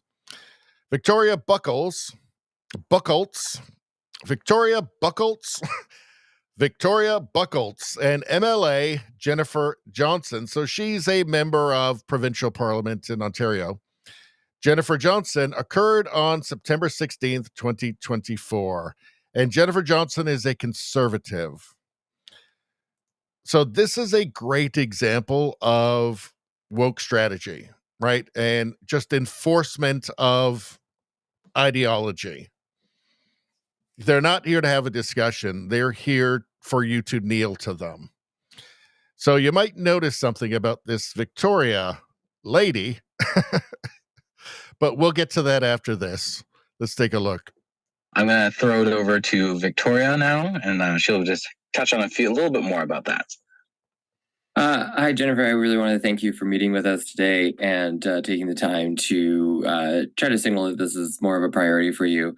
Absolutely. Delighted to meet with you all. Yeah, thanks for having us. Before I would ever say, though, that this was a productive meeting and be counted to the list of contacts that you've reached out to in the queer community, I have to know a few things of where you sit. Will you state on the record right now that trans women are women? I've never been asked that before. Will you say that on the record right now? No, I want to have some time to think on that. Okay, well, that's me. Have a great day, and I will be... See, the ideological conformity has to be enforced immediately. I don't even know what the rest of this was supposed to be about. But the first thing is, you have to swear fealty to my ideology immediately. The ideological enforcement comes first, and now, nope, no conversation. Speaking out against this meeting because you are clearly not ready to have this. So I'm not going to be added to the list of meetings that you are going to have with people where you say, well, I met this person and this person, because no. You can't say I've had these consultations and use that as justification for you to work your way back into caucus, which is why we know you're really here. So you must bend the knee to my ideology immediately, or there's no conversation. This is how they operate. You want to know how things have gotten so crazy in the institutions? This is how, because this is how they operate, right? You are not allowed to disagree. And once they get power, they can enforce it, right? Like Frances Widdowson, she got fired from Mount Royal University for just accurately describing reality. This is what happens when people like this get power. Now, who is this person? Let's see. Victoria... Hold on. Mount Royal University, Victoria Buchholz, PhD, sessional instructor. Now, I thought this was interesting. My research interests have grown and evolved through my journey in academia. They range from German history and military history to gender theory, and most recently, the history of emotions. So it seems like there's been a change in direction here. So going from German history and military history to gender theory, and most recently, the history of emotions. Let's see. My current research project focuses on conflict, violence, and the political manipulation of emotions, which I think we just saw a pretty good display of, did we not? Let's see. Victoria Buchholz, drag queen.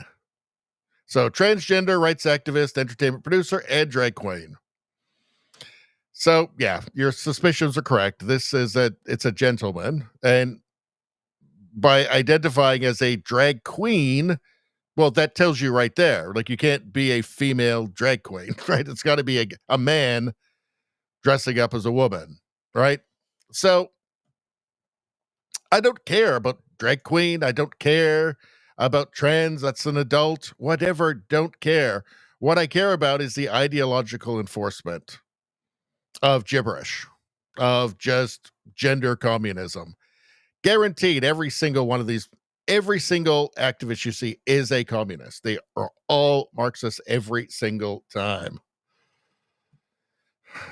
Let's see. Nevada says, that's a commie dude. Actually, we should do the, hold on. This only happens. This meeting is only happening. Shut up, commie. Commie gets nothing.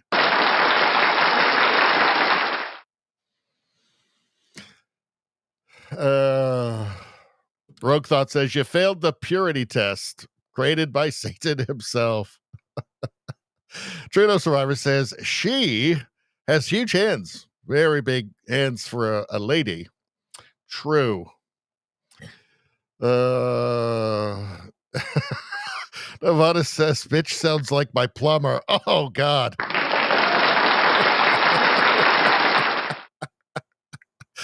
Jack, how you doing? Jack says, I could hear Victoria's testes.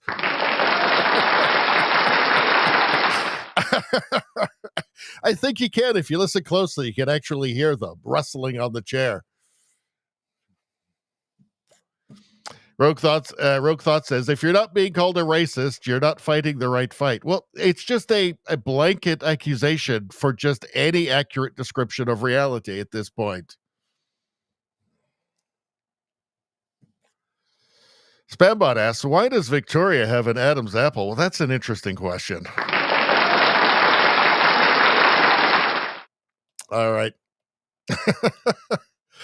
All right. Rosie says, so sad.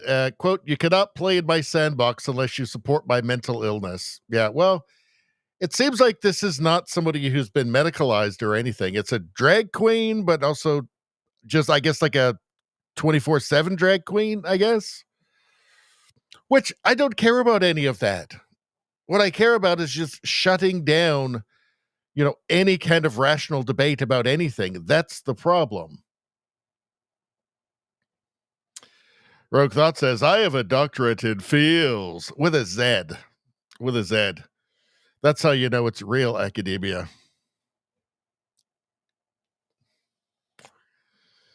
Let's see. Blunderworld, how you doing? So Kami, his turns are red.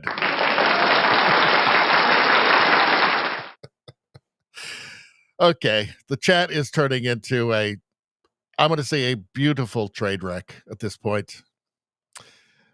Let's see. Jack says it's a guy with a misplaced tramp step and size 13 feet. Oh, no. Oh, no. You guys, come on. Come on, you guys. Not cool. Not cool. Let's see. Well, here's something from the National Post. Nearly half of all Canadian university students are actively hiding their real beliefs. Yeah, and then, yes, so I wonder which half. Yeah, we know which half. The non-crazy, the non-woke, the woke mind virus, the non-woke mind virus half, all right? Because we know who's running the universities. It's these people. That's who's running it. All right.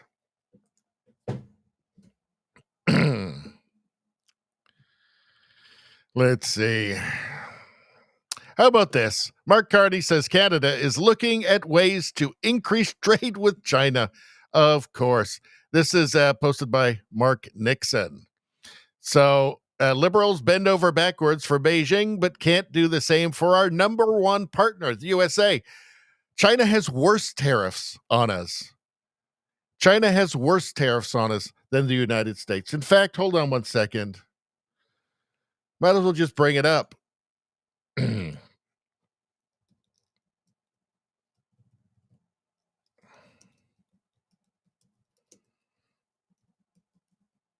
Let's see.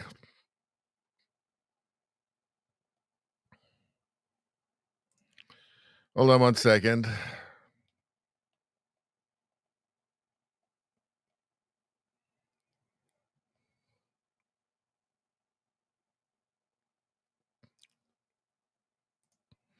Well, here's one.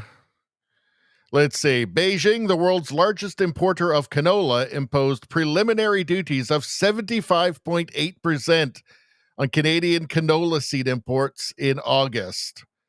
That's huge. That's a huge industry in Canada. 75.8%. Yet, you will see it in articles. Absolutely. But they don't obsess about it on the TV. The teleprompters don't obsess about it the way they obsess about the U.S. Canola, Canada, the world's largest exporter of canola, shipped almost 5 billion of canola products to China in 2024, about 80% of that which was seed. This is huge. This is a big deal. And there's more. Hold on. Let's see.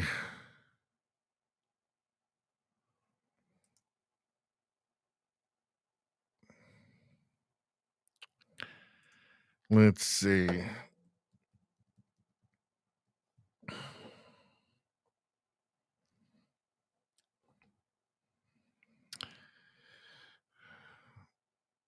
Actually, hold on. This one is actually out of date. Let me just pull something up, actually. Hold on.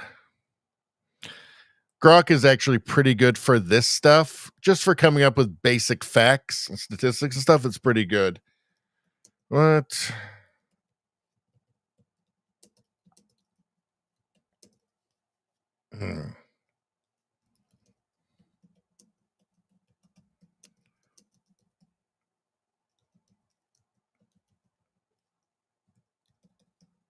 All right, there we go.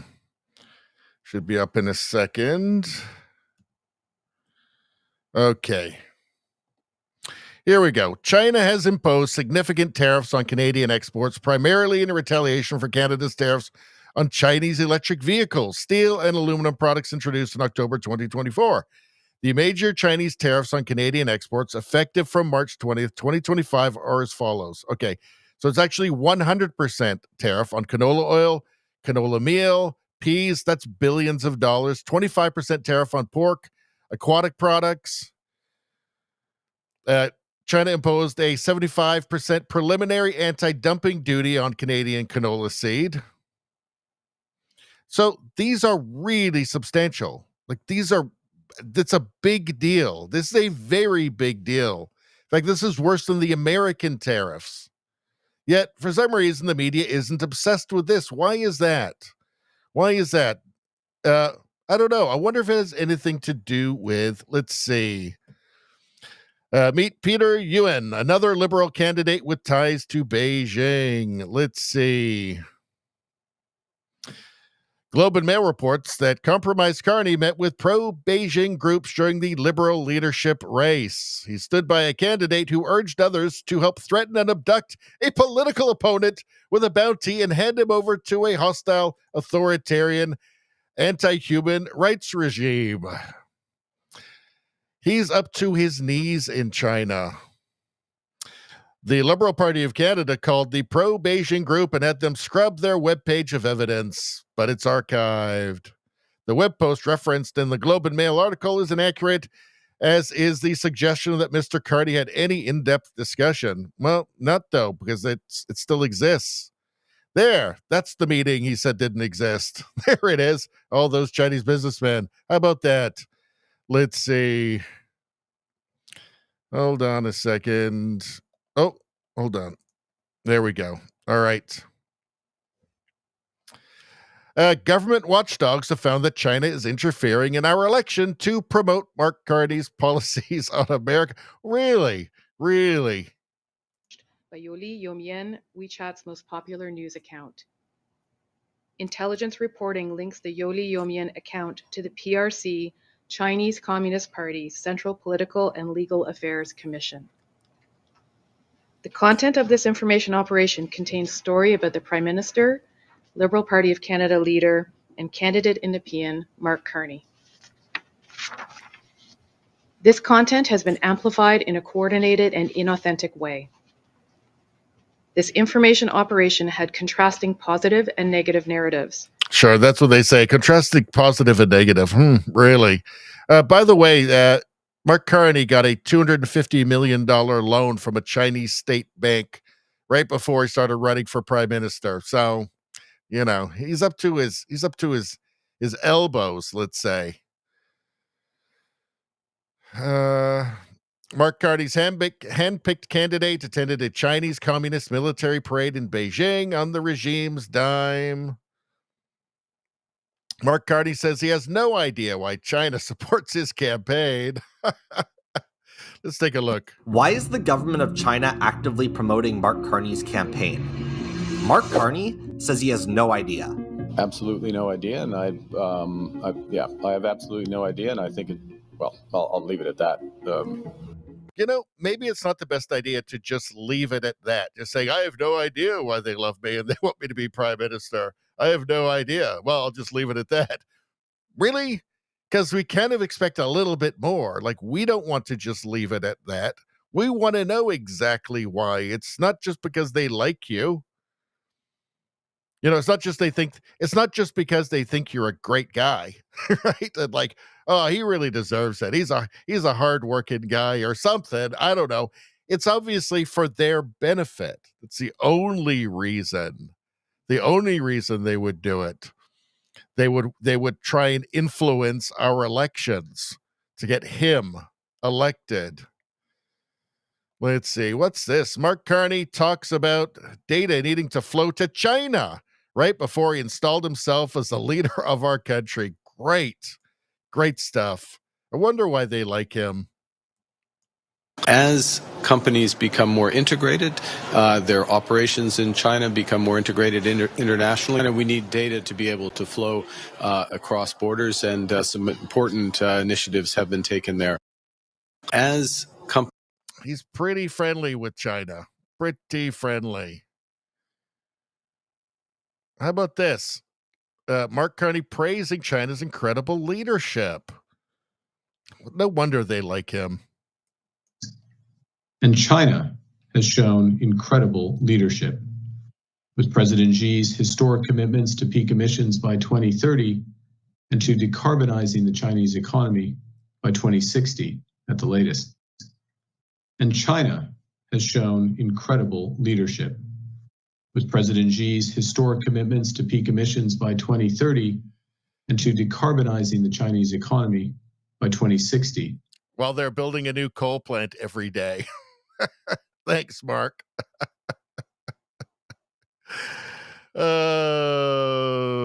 What's this here?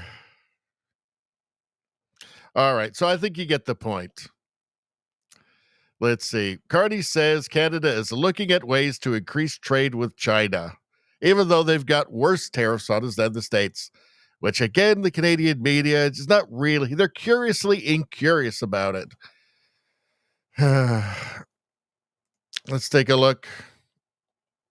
Macro politics for a little bit. As you are aware, President Xi, President Kim, and President Putin met.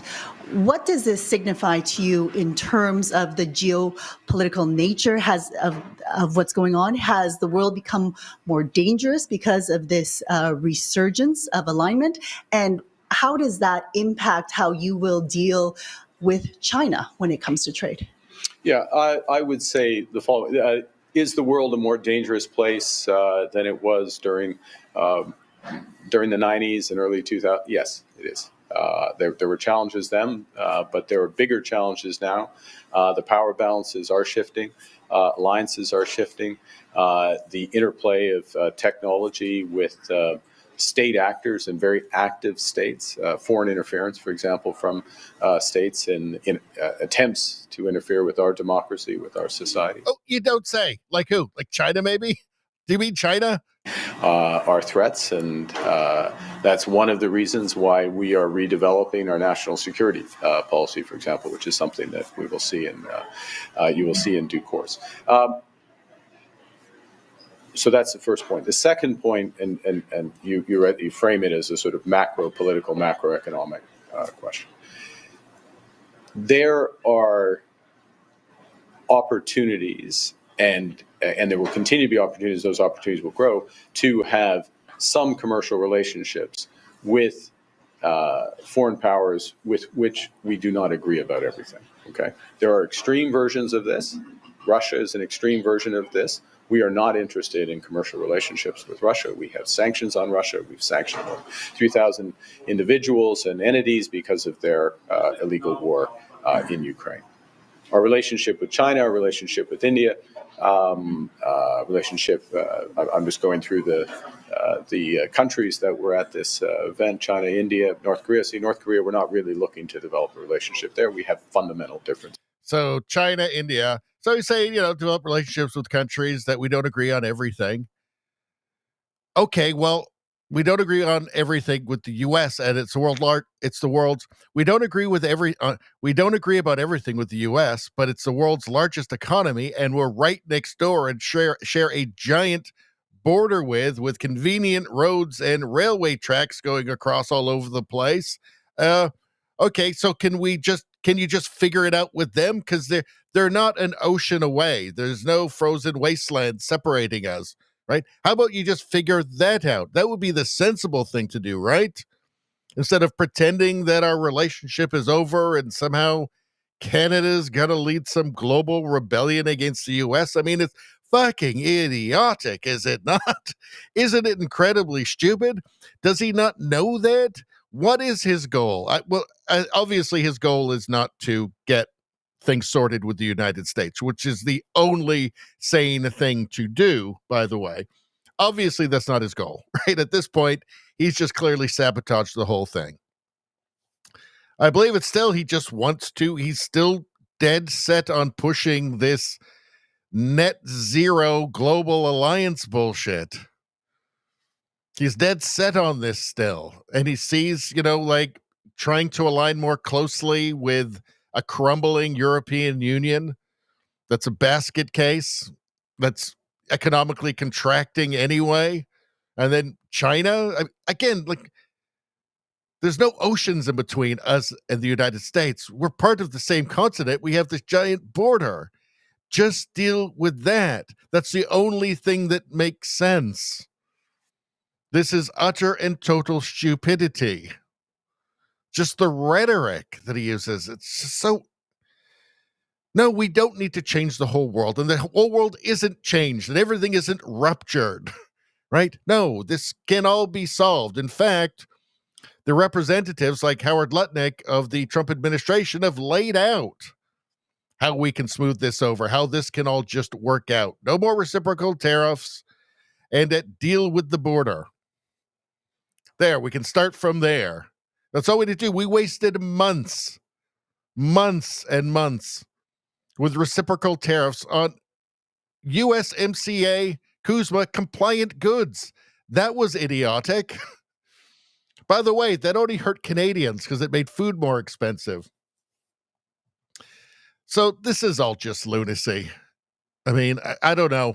It turns out that the self-described globalist technocrat central banker isn't working out so well.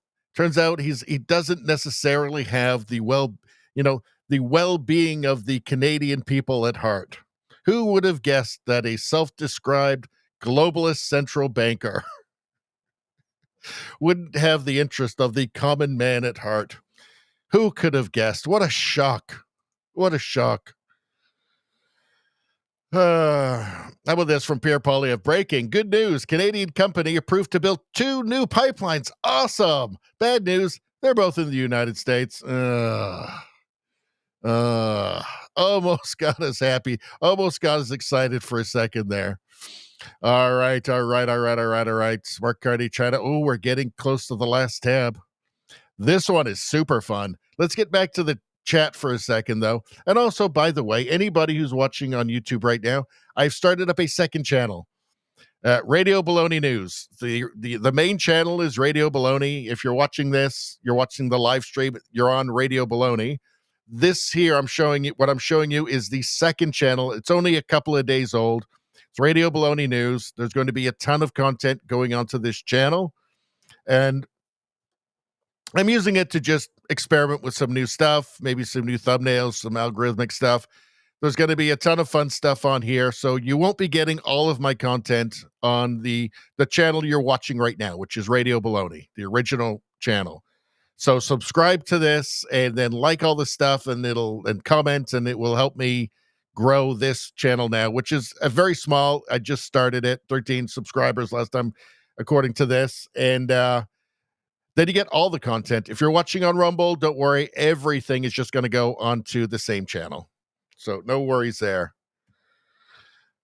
All right. And let's get back to the chat for a second. Hypnotic. Absolutely hypnotic. Let's see. What are you guys saying? What are you guys talking? Also, everybody just subscribe to every channel and like and send me money as well and become channel members. Let's see. Rogue Thought says Kamala wanted an opportunity economy too. Doesn't tend to happen in like commie countries. Jack makes a great point talking about Carney. Just word salad with no substance or facts to back him up. Yep, he's just saying what sounds good while he's maxing out the national credit card.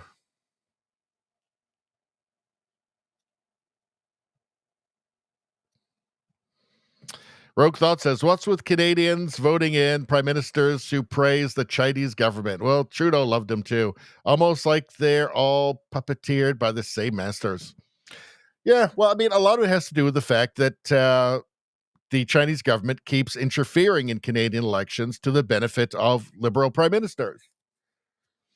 So there's that. Jack says, Carney would consider Daffy Duck a great leader. Nevada makes a great point here. Carney is asswipe. What's that guy say? He goes, Carney is asshole. Let's see.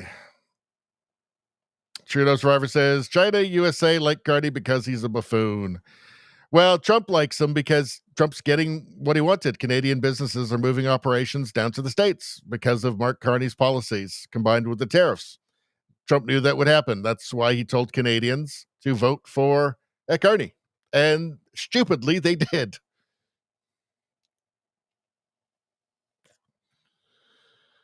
All right. Man, we're 4 hours in. I am getting tired, but we're going to keep going. Jack says, and I don't even know what you guys are talking about in the chat now, butter and lard are good. Okay. Okay. Nevada's saying bacon grease. Nevada's saying try lard or bacon grease. What are you guys talking about? Rosie's saying I use butter, olive oil, avocado oil, and coconut oil for cooking. This is what happens while I'm ranting, while I'm doing my rants, while I'm doing my show. I'm doing all this research and I'm putting this stuff, educating you guys and showing you all the news. And this is what happens. This is the thanks I get. This, in fact, you guys are probably mad at me for interrupting your discussion about olive oil and butter and lard right now. This is what happens. Well, I'm not watching. I don't know why I do it. I don't know why I do it. I don't know why I even bother anymore, people. Jack says, thank goodness we no longer hear from Kamala. That dude was the worst. She wasn't a dude. She was just a dirty, filthy commie. That's all. Nevada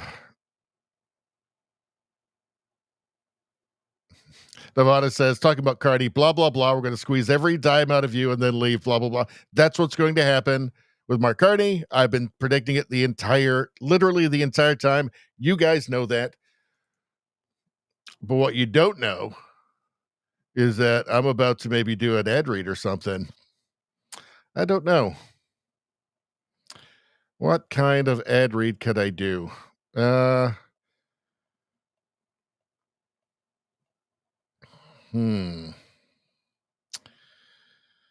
I guess I will do. Everybody likes a coffee ad, right? Everybody loves a coffee ad. Let's do it. Let's go for a coffee ad. Let's do this. All right, people. Still haven't tried 1775 coffee? Now's your shot. The 1775 starter kit just dropped. Can this be real? Only 1,000 units? That's exclusive, my friends. You're getting the bold, dark roast that hits hard, the smooth medium roast, and the Vitality Mushroom Coffee for clean energy and laser focus. No crash, no commies. All single origin, small batch, toxin-free. Good, I hate toxins. And mold-free, I hate mold even more. Thank goodness. Plus, you're also getting, now get this, a beautiful gold spoon clip. Because freedom isn't scooped with plastic, you dumbass. A frother strong enough to stir up your coffee and your mother-in-law's opinions. Uh-oh, hope she's not some old commie hag. And a black 1775 tumbler. That's $170 worth of coffee and gear. Yours for only, I can't believe I'm even saying this, only $99. Folks, that's less than $100. I'm no mathematician, but this is for the ones who've been watching 1775 blow up on Rumble, wondering if it's actually worth it. Well, let me tell you something. Spoiler alert, it is. Go to 1775coffee.com/studio, and don't forget it's 1775coffee.com. And then you're going to want to do / and then studio and grab your starter kit before they're all gone. And it's a limited edition, people, a limited edition. Bold beans, clean fuel, and a morning routine that stands for something. I think we're talking about free speech, maybe even anti-communist activities. Who knows? Just like Rumble does.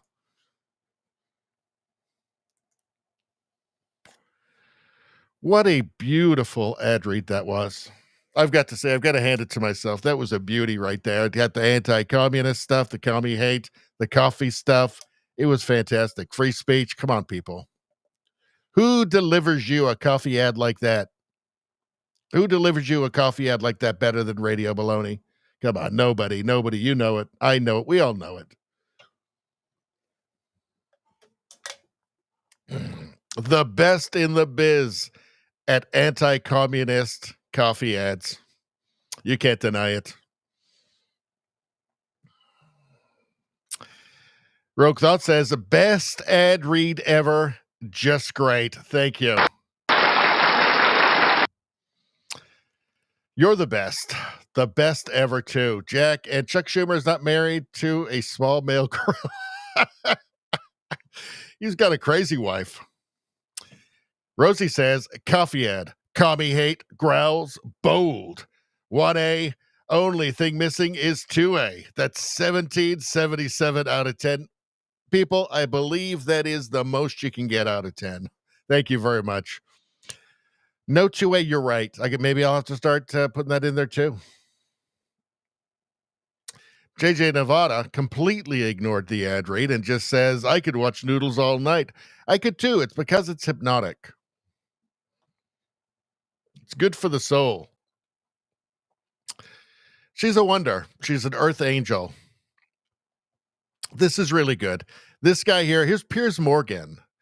And he has some pretty good guests on sometimes. And this guy here, he's pulling no punches. This was reposted by Elon Musk, by the way. So let's take a peek here. He is just laying down the law on the trans ideology. And this lady down here, who is, I believe, a victim of the woke mind virus, she's not liking it. She's got a pretty miserable face there, in fact. Anyway, let's take a look. People are done with the trans thing. They've had enough of it. This whole, they're just kind of regular people like you and me, but happen to dress up like with. No, that's not really what's going on. You've unleashed an entire fleet of mentally ill lunatics on the public, and now we have to deal with the fallout of it. We have to deal with having to deal with these people on a day-to-day basis. A lot of people are sick of it. This guy is just echoing the thing which is in a lot of our minds, which is that, hey, we're kind of tired of these mentally ill lunatics on our streets. We really are. Ava? I find that really frightening. I mean, why would you say someone was mentally ill because they feel they were born in the wrong body? I mean, does that give you pleasure or joy to just stamp down on someone's, personhood? What's the intent here? Do you value truth? Because of course I value truth, yeah. Good. Then here's what's true. What's true is that if you're a man, you can't be a woman. And if you're a woman, you can't be a man. That's what's true. I don't think it's helpful to get into Hang on. I'll let you talk, but let me finish. Well, she doesn't think it's helpful to get into reality. It's a major problem with the modern woke mind virus progressive ideology. Reality tends to get in the way. Your attempt to gaslight everybody into the opposition of this truth builds resentment. And it's that resentment that you have to deal with. And it's you have done it to yourself. Like most of these things, the left does it to themselves. It's very obvious. People are not going to accept this. The trans agenda has stalled, and it stalled out the LGBTQ agenda with it because you're trying to gaslight people into something which is obviously not true. Yes, resentment. Resentment for what? Resentment for demanding that people pretend to believe things that they know are not true. Resentment for people demanding that they have dominion over your own conscience. That's the resentment. Resentment for being called names, for accurately describing reality.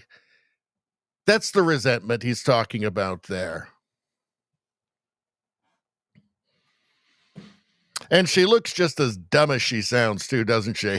100%. That's also reality. It's also reality. We already got there. All right. So finally, we're 4 hours and 7 minutes in. We're on the last tab of the evening. All right, people. So we got all kinds of stuff in here. Some funny stuff. We got some politics stuff. We might save some stuff for Sunday. I don't know what the hell's going on. I'm not even in control anymore. A bunch of this stuff you guys sent me. So don't blame me. A lot of the stuff you sent. So don't blame me. And before we do this, one more time, before I forget, because I'll probably forget to do it again, this is only for the people watching on YouTube. New channel, new Radio Baloney channel, a second channel on YouTube, Radio Baloney News. This is separate from the channel that you're watching right now, which is the original Radio Baloney channel. Right? This is a new one, Radio Baloney News. Just started it 2 days ago. Subscribe on here. There's going to be a bunch of content that is not going to be on the main channel. It's going to be going on here. There's still going to be lots on the main channel. Don't get me wrong, but there's going to be extra stuff going here. A lot of like the world news stuff is going to go here, and a bunch of stuff that I wouldn't normally clip, but is still entertaining. It's going to go on here as well. So subscribe to this, like, comment on the videos. It will really help me out because the algorithm is not going to help me. It's not going to show this channel to anybody, right? So I really depend on you guys to do it. So if you're watching on Rumble, don't worry. Everything, including what's going on here, is going on to the Rumble channel you're watching right now. It's the only one on Rumble. But YouTube, subscribe to this one. Thank you very much. And let's get back. Okay. So what's going on here? I think that this is a voiceover that we're hearing. Somebody added this on, the sound. So you guys tell me in the chat if you think so, okay? Fuck is this? Get the fuck out of here. Let me work on my truck. Look, did you just hit my truck? Get inside. Fuck you. You go inside. Kill you. It ain't gonna kill me. You know I eat these fucking things, right? Keep fucking walking, buddy. You don't want to die out of season. Quit shaking your dick at me. Go shake your dick at the neighbor. He seems to like it. Yeah, you hear that, Frank? He's calling for you to come give him a fucking handy. Bud, look, if you don't get the fuck out of here, I'm gonna put 2 behind your eye. All right? I gotta get this fucking thing running so I can go to work tomorrow. My life ain't hard enough. I gotta deal with a fucking elk. Hey, say it again and I'm gonna pop your fucking ass. My life ain't hard enough. I got to deal with a fucking elk. That's funny. It kind of feels like it was a voiceover, though, after the fact, doesn't it? Let's see.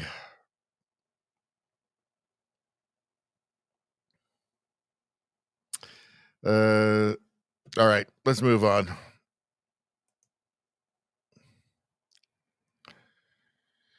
What do we got here? So I thought this was interesting. It's like definitely a different world now, right?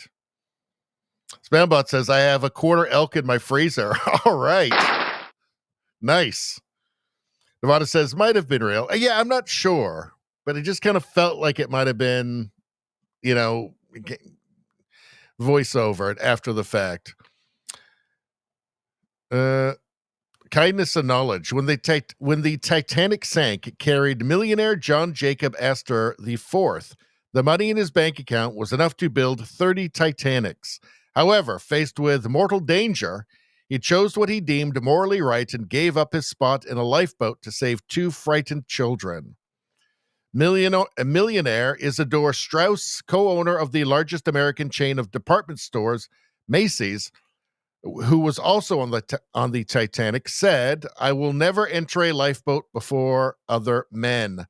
His wife, Ida Strauss, also refused to board the lifeboat, giving her spot to her newly appointed maid, Ellen Bird. She decided to spend her last moments of life with her husband. These wealthy individuals preferred to part with their wealth and even their lives, rather than compromise their moral principles. Their choice in favor of moral values highlighted the brilliance of human civilization and human nature. So I think that's interesting, and it feels like something most billionaires wouldn't do today. Right? Brand new luxury yacht valued at $1 million US sank just 15 minutes after its main launch. Well, that's interesting. Look at that. It just sank immediately. There goes $1 million. Boom. Huh. All right. Well, anyway, I thought that was interesting. It feels like it's not the sort of thing that would happen now. The values have changed so much.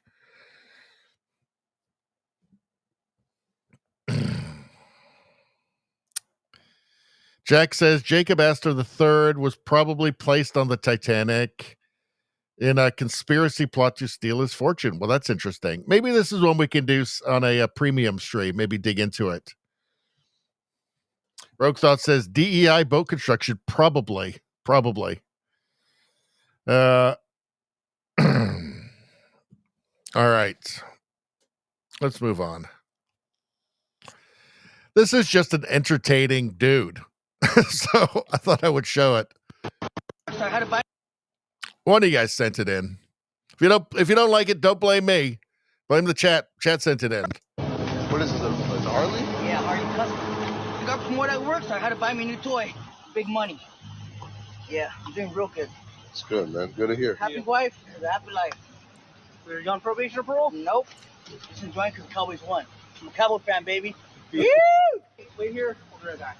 We did a traffic stop for the music when he drove by us earlier. Hey, look at the bike. It goes up and down. Look at it. He's got airbags on his back. He's in a good mood. It's actually pretty cool. How many bikes do that, huh? You got good posture, sir. You got good posture. You're all young and handsome. Look at us. I'm not even 5 foot tall. Check it out. You're never gonna see a guy smaller than me drive a badass bike like this. You'll never see it. So just be careful driving. The dog with the glasses. You'll see that every day.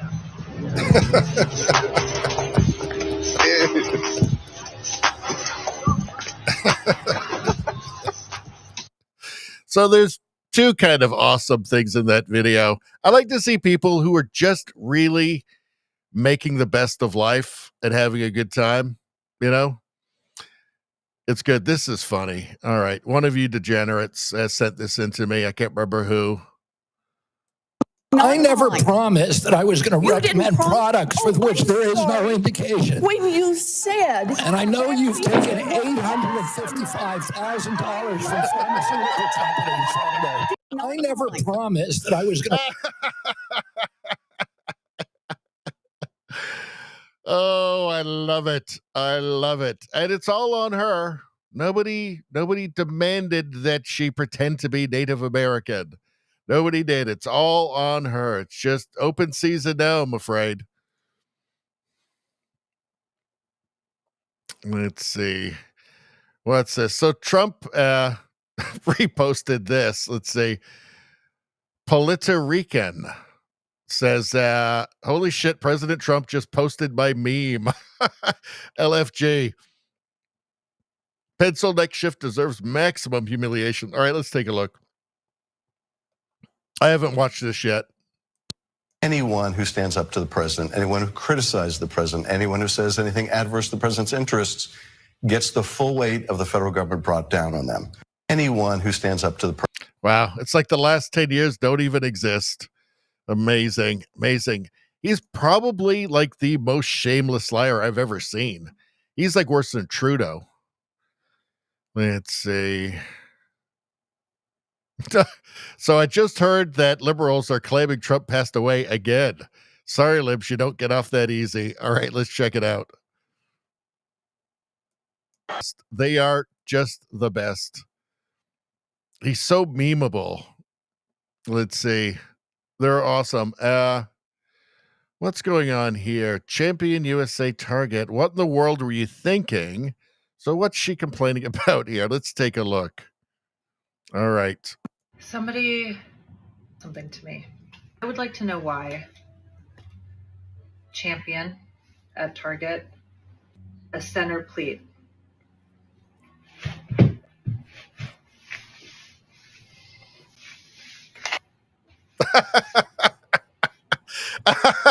Why? When I'm talking to you, this is what you see. Hey.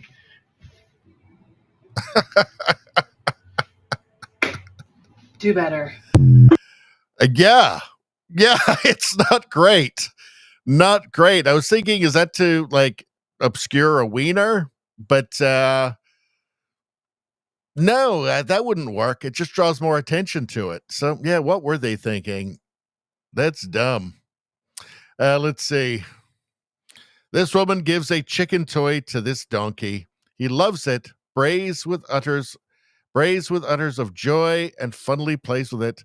No innocent being stays indifferent to love. Well, I mean, it's just a chicken, but this is a palate cleanser after all the awful news. What are you doing over there? Come on, I got you a new chicken. It's from Brian from Wisconsin. Hi. We gotta look at him. Let me pat you first here. And I gotta show you. It's a pig leg parrot. But he put a tattoo on its neck. It's so cute. Holy crap. It wants that chicken bad. Goodness.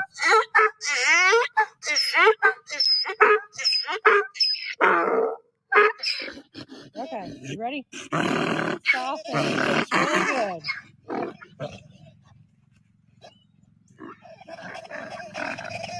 On your lap.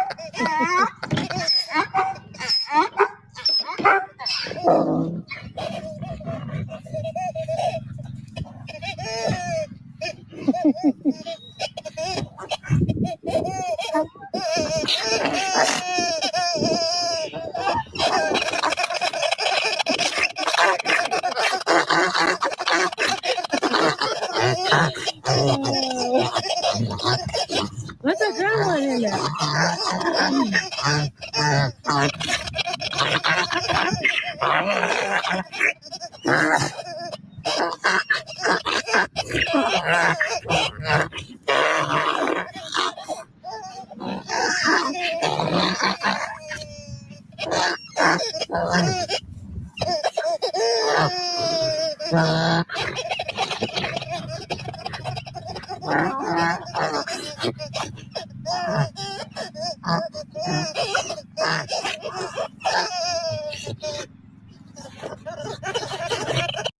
That's pretty funny.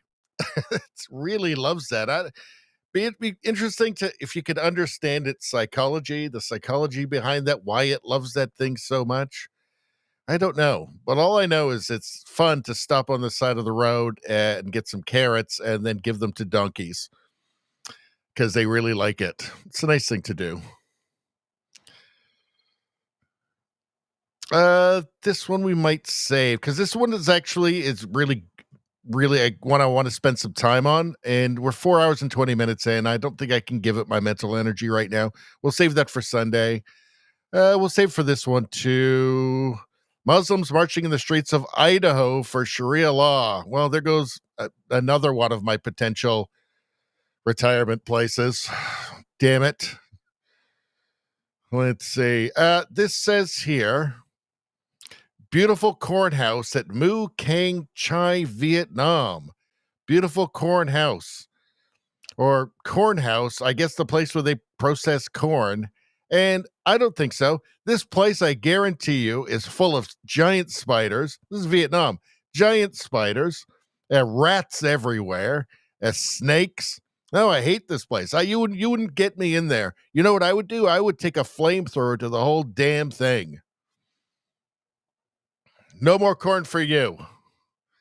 I wouldn't let my kid run around in that venomous spider and snake and rat infested place. Absolutely not. Look, it's dirt floors and stuff. Absolutely not. I wouldn't let my kid in there. But that kid's probably been bitten by 5 spiders and 2 snakes already. No thanks. I say that's child abuse right there. Absolutely not. Not having it. Seattle in decline. Fentanyl drug addicts litter the streets. Homelessness at an all-time high. Tent city springing up. Constant looting and crime. Trash-riddled streets. Armies of prostitutes. 40 years of Democrat rule, it always ends up the same, right? All of these things, you could replace all these words and just go equity, equity, equity, equity, equity, equity. These are all just equity. This is what they actually mean when they say equity. How many of these women were human smuggled across the southern border during Biden? Because they didn't know, they didn't care. That just as many people as possible. All those people, old, kindly, Uncle Joe. These are the fruits of his labors right here. I guarantee a ton of them were human smuggled across the border into lives of forced prostitution under Biden. Well, everybody was calling Trump an authoritarian and a monster, and he doesn't care, and he's racist, and blah, blah, blah, blah, blah.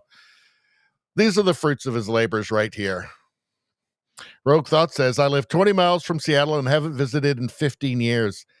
I haven't been there in, I don't know, probably 15 years. It used to be a nice city, like a really nice city. Very vibrant, clean, nice. Used to be nicer than Vancouver. Now it's a shithole. What's going on here? So this is someone crashed their car into Drive Test Center in Sarnia, Ontario. There we go. Ban him from even being a passenger. Yeah, he's probably still got his license. Probably just bribed, right? That's how it works in Canada now, apparently. We've imported all of the world's third world corruption.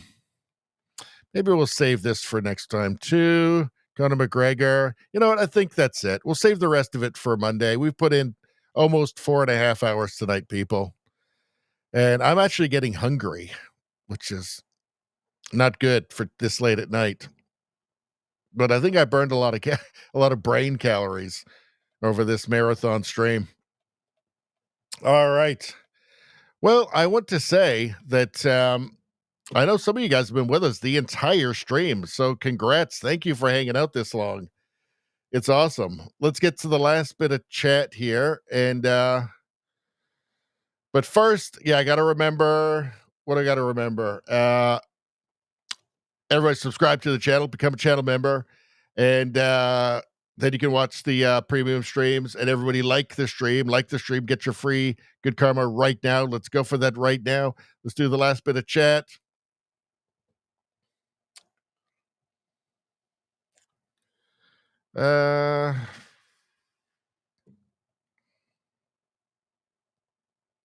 Nevada says, Richie, a city boy. That's right.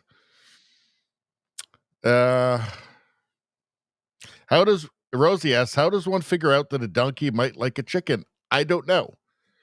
But they do. Well, that one does. Oh, Rogue Thought. Really? Really? Ugh. Amazing house, though. But you should have put an I in there. M-A-I-Z-E. Amazing house. Oh, God. Just kidding.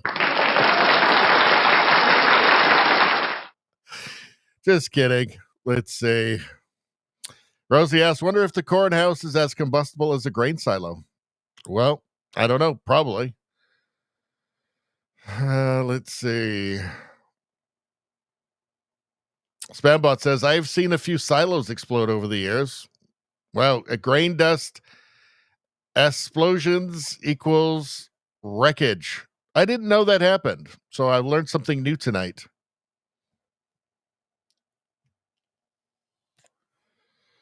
Let's see. It's the dust that goes explodey, Jack says.